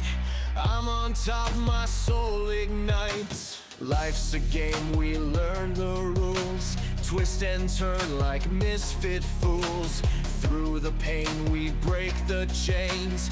Find the win through loss and gains. I've got a heart that's never quitting. In this race I'm always sprinting. Feel the power, victory sings. Born to conquer, spread my wings.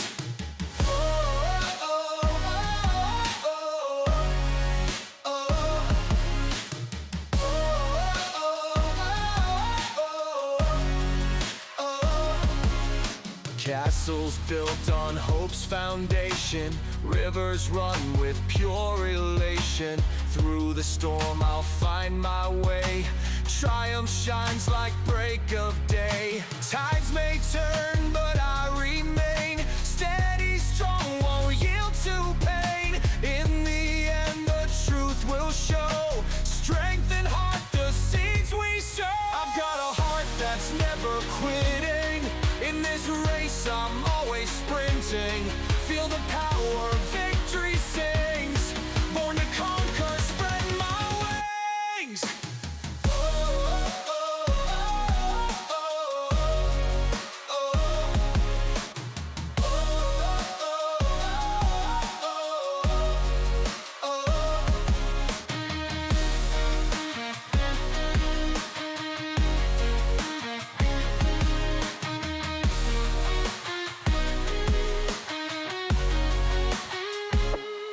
Tides may turn, but I remain steady, strong, won't yield to pain. In the end, the truth will show. Strength and heart, the seeds we sow. I've got a heart that's never quitting. In this race, I'm always sprinting. Feel the power, victory sings. Born to conquer, spread my wings.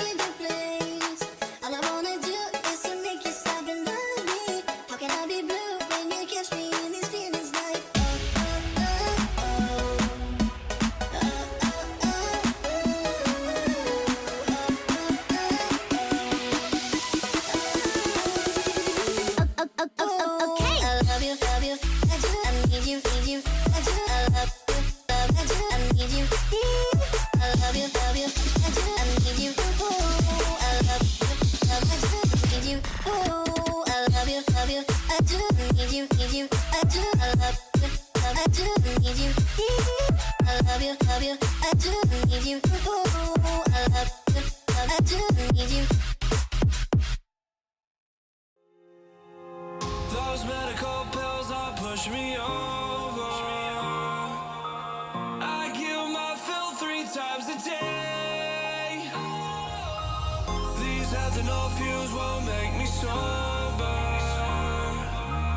One flame to take the pain away.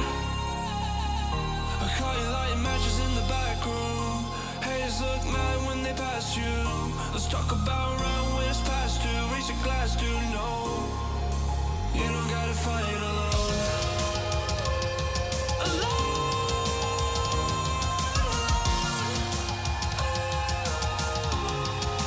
You don't gotta fight alone.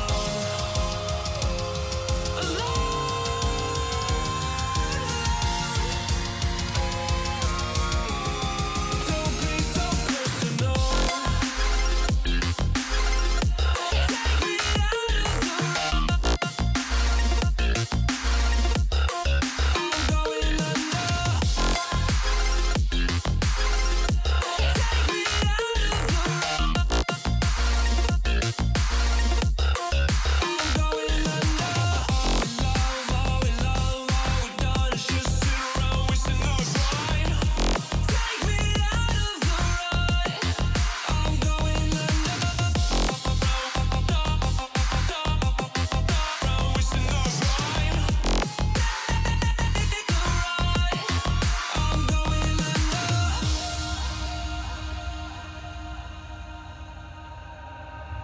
Everyone's seen death in their dreams, but we still wake up and go to sleep.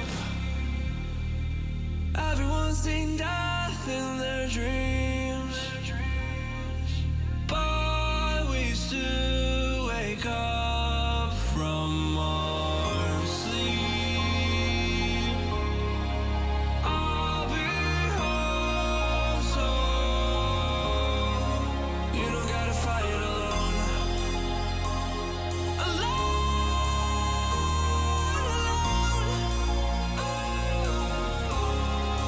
You don't gotta fight alone.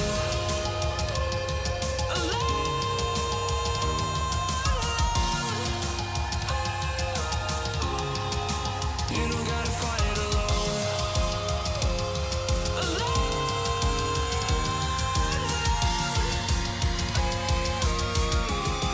Don't be so personal.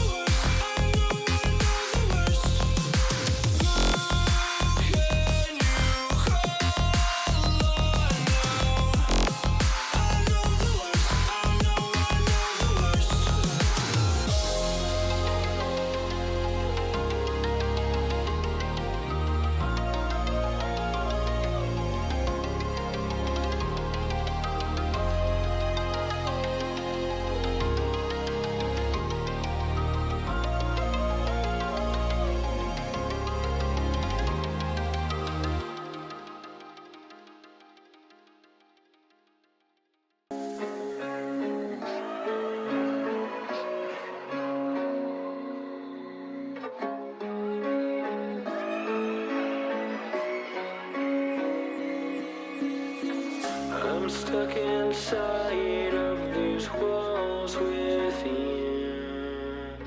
I don't recognize who I've turned into. I'm losing hope in getting myself back. Everything around me is starting to turn black. Don't tell me you're hurt again. Tell me how wrong I am. Tell me how it's all my fault. Yeah, I've met my match again, starting from scratch again. Where is the pleasure in all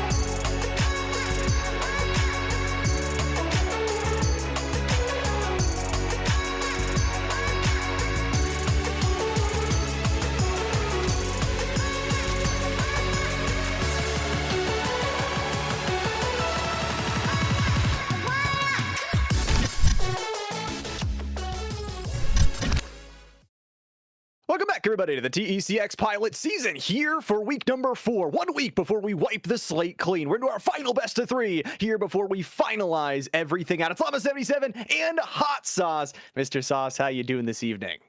Going great and ready to watch this new team, the Titans, on their debut, taking on the Eagles, who had a tough series in that previous one, looking to bounce back. Maps are going to be the same, starting out on Royal Palace. And, well, it does look like the Eagles have banned away Human Torch and Iron Man. They protect their Mantis once more. For the Titans, they're going to ban away Namor and Wolverine while they opt to pick Punisher.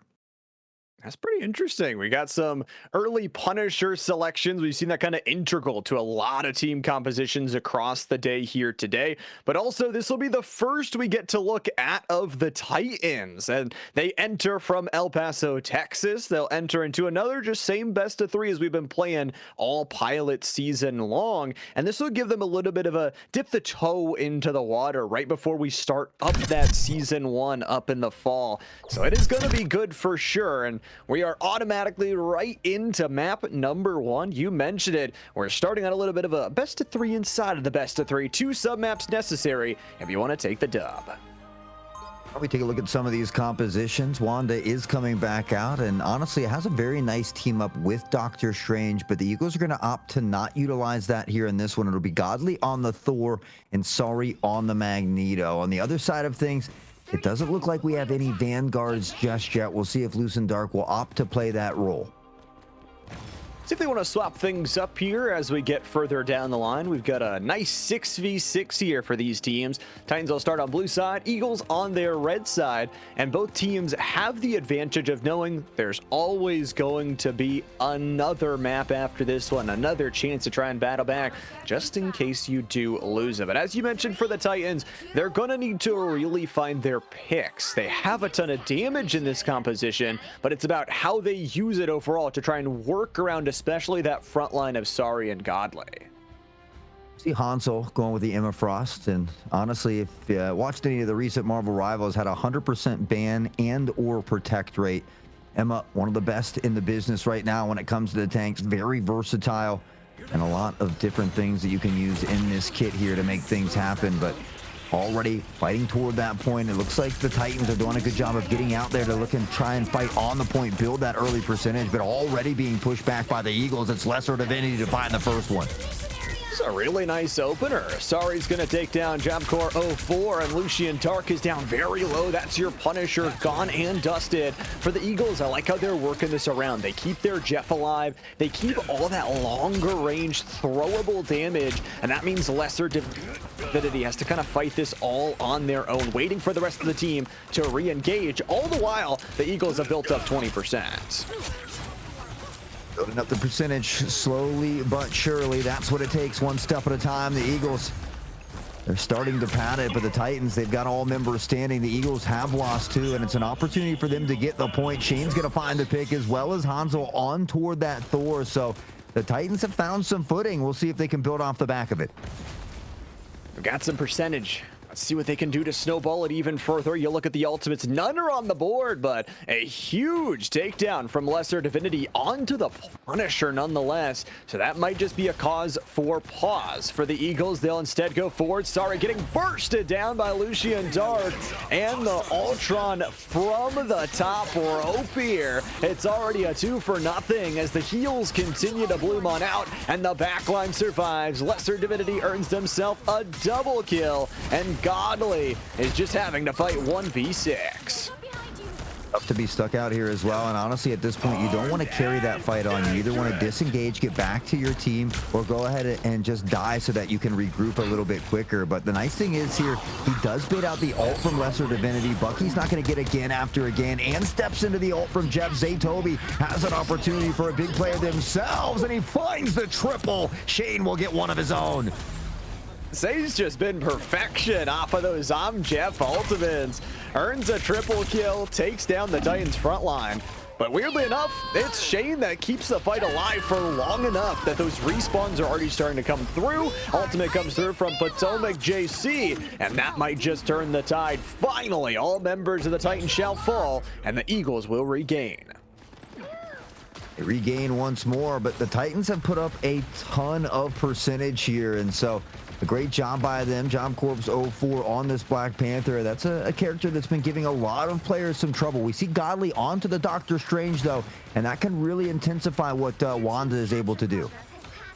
That bolstering of ability, that stay together, that opportunity now, though, from the back line. It's going to be Job Corps 04 bringing out the Black Panther, but it's actually Zaytobe with the double kill in their own right. Some huge ultimate damage coming through. Hansoul gets a double, but it's not quite enough. The Eagles holding the line. Lesser Divinity, they've been a really good snipester. Unfortunately, they'll have to go back to the spawn. To the spawn they go. Sorry has the ult here as well, and that can be a nullifier. We talked about not just the cloak and dagger, but from this ult from the Punisher. Unfortunately, doesn't pop it off, and it's the Punisher who is raining down the terror. And again, the hailstorm of bullets finds a triple. Meadow at least able to snuff out that hot flame that was Punisher, but they are dangerously close to closing out the first submap. This is the final fight territory. Sure, you carry those ultimates over, so don't have to overinvest, but the Eagles have full control. Titans are going to get in for a contest, and that yellow bar is started up. Zaytobe is very low, but it's a double ultimate. Sorry and Godly just trap everybody in place, and it's all dominoes to knock down after that. 4 different players, 4 different sets of kills, and Lucian Dark can do nothing about it. The Eagles come back to win submap number 1. I like the fight that the Titans put up, though. I mean, they really gave the Eagles a run for their money. It came down to the wire, but the Eagles grabbed their first submap, and so they had a tough defeat in their first series. They're looking to regain. They seem to be nice and warmed up here heading into this one as well. We'll see if the Titans can answer back here in the second submap and send us all the way to our little best of 3 within the sub-series.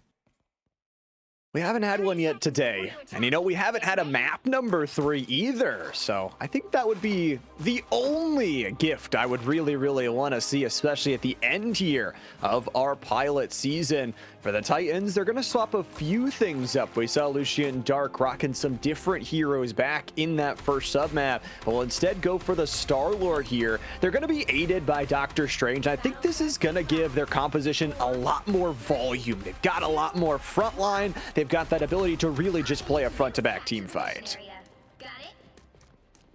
Looks like the Eagles going to continue to rock this Doctor Strange with that Wanda. Again, we talked about how strong that duo can be. We see the Titans have got themselves a Strange as well, but it can be tough again with a Luna, with the Jeff. They're not the biggest as far as supports goes, but really they're dealing with something similar on the Eagles side, so it's something that they can make work as we see that portal coming into play.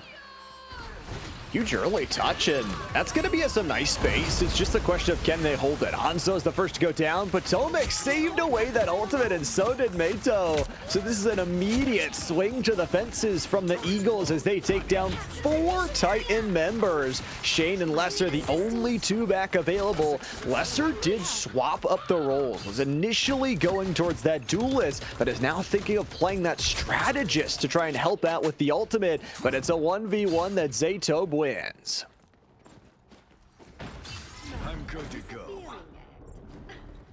That's unfortunate for Job Corps 4. They walked just past that ultimate there and could have had a chance to really block it off with that shield. Instead, Potomac comes up with a huge 2K. And, well, now they begin to pad that early percentage once more. Already more than a quarter of the way there, and they've got to deal with this turret. Zillion putting in a zillion bullets downfield. It's a triple they combine for. Potomac good for 2. Zillion the 1 as well. And the Eagles making one heck of a stand here on the point. There was still so much health left to go. You talk about more than just a stand. It's an extension of that lead. The Eagles up to about 50% already on their build-up. And the nice thing is they haven't over-invested. You look at those ultimate counters, especially for Sari and Godly, both less than 25% away. The Titans, they've really got to use this Jeff ult to perfection. If they can find the back line, clear it out, it could be good. But if not, they really have no other tools right now. Yeah, they've got this cloak and dagger that can help walk them in towards sight here, and we do see it coming out immediately. Potomac trying to apply the damage, swallowed up by Jeff here as well. 4 enemies in the bag. Forgets to spit out the teammate, though. Takes out both supports here on that side, but it doesn't matter because the damage has been done. Me, Jeff. Me don't care about teammates. Me taking them off the edge, too. Everybody's coming with. And, you know, we said it. The ultimate needed to work out. It absolutely did. Huge stuff here from the Titans, but you look at that percentage. It's almost up to 80% already. And again, the Eagles have that double ultimate available, so the Titans need to hold the line. These next two fights are going to be their most important. They got a double ult, but Wanda's not far behind as well. Zilean on that Punisher ult, getting dangerously close as well. It's going to start off with the Magneto ult, followed by the Eye of Agamotto. Godly finding that first one onto Lesser, so Jeff goes out of the way. The ult from Potomac's good for 2. Zilean will find 1, and the domino effect in full effect as the Eagles look to regain the point and now pad that percentage. Massive reality erasure there from Potomac. JC earns himself a double kill, but it was just the layers, as you talk about, like baking a beautiful cake. They put the eggs, they put the flour, they put everything they needed to in the oven, and they are just feasting here. The Eagles fly, they skydive, and they make them die here. The Titans have no recourse except just to send member after member into the death trap. Potomac JC combined for 2 more. It's a slight contest, but only for a moment, as the Eagles have won map 1. Bigger they are, the harder they fall. The Eagles will soar high as they take down the Titans here in the first sub-series. They got a W in that column, but they need to get 1 more if they want to close out that series. We're going to be headed to Spider Island in a moment, but your MVP of this one, Potomac JC on this Wanda, combined with Strange, so devastating here. And again, 15 final hits, 24-4, and a job well done here by the Eagles. Almost doubling the output damage of any other member on the team. Lesser Divinity did a great job to supplement that. Had some early snipes with the Bucky in that submap number 1, so earns themselves 6k damage in total. But I think Potomac, I think the biggest thing that earns them that MVP was that ultimate there at the end. The combination all the way together to find that perfect meaty team fight and a bounce back performance. You go back to submap number 1, you look at like the first 2.5 minutes, I would not have put my money on the Eagles, but they're rolling in the money, they're rolling in the dough, and they're 1 map away from closing out and evening up their record on the day. Yeah, and right at the end, I saw one of the members from Titans type in GG's in chat as well. I love to see the great sportsmanship from both teams. Even, you know, it can be tough when you lose a game, but it's nice to see them just having fun, being great sportsmanship, and that's what it's all about here. Titans will get another opportunity, but they've got to win this next one if they want to push us into a best of 3. We've been dying for that 3rd map all night. Do you think we're going to get it, Llama? I'd have to hope so. I mean, come on, this is the final week of the pilot season. We need a map number 3. We've given very limited of those to ourselves. So I think if I had to say yes, I would say yes. Give it to us. Give us some more Marvel Rivals action. Well, we won't have to wait too much longer to see how this second map plays out, but we do need to take a minute to load the players into the lobby. So as always, stretch those legs, but again, don't go too far. We've got more action when we return.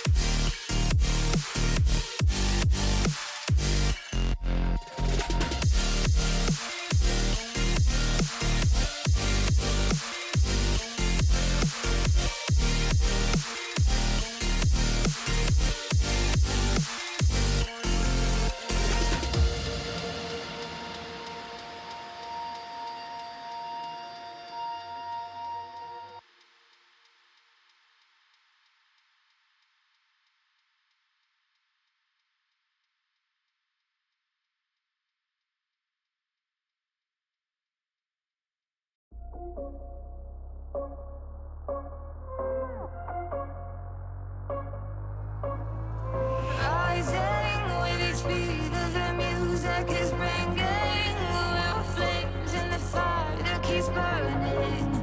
We're inviting the night in. Welcome, my heart so full, I'm devoting myself to the night. There's no motive, we're just listening, we're existing.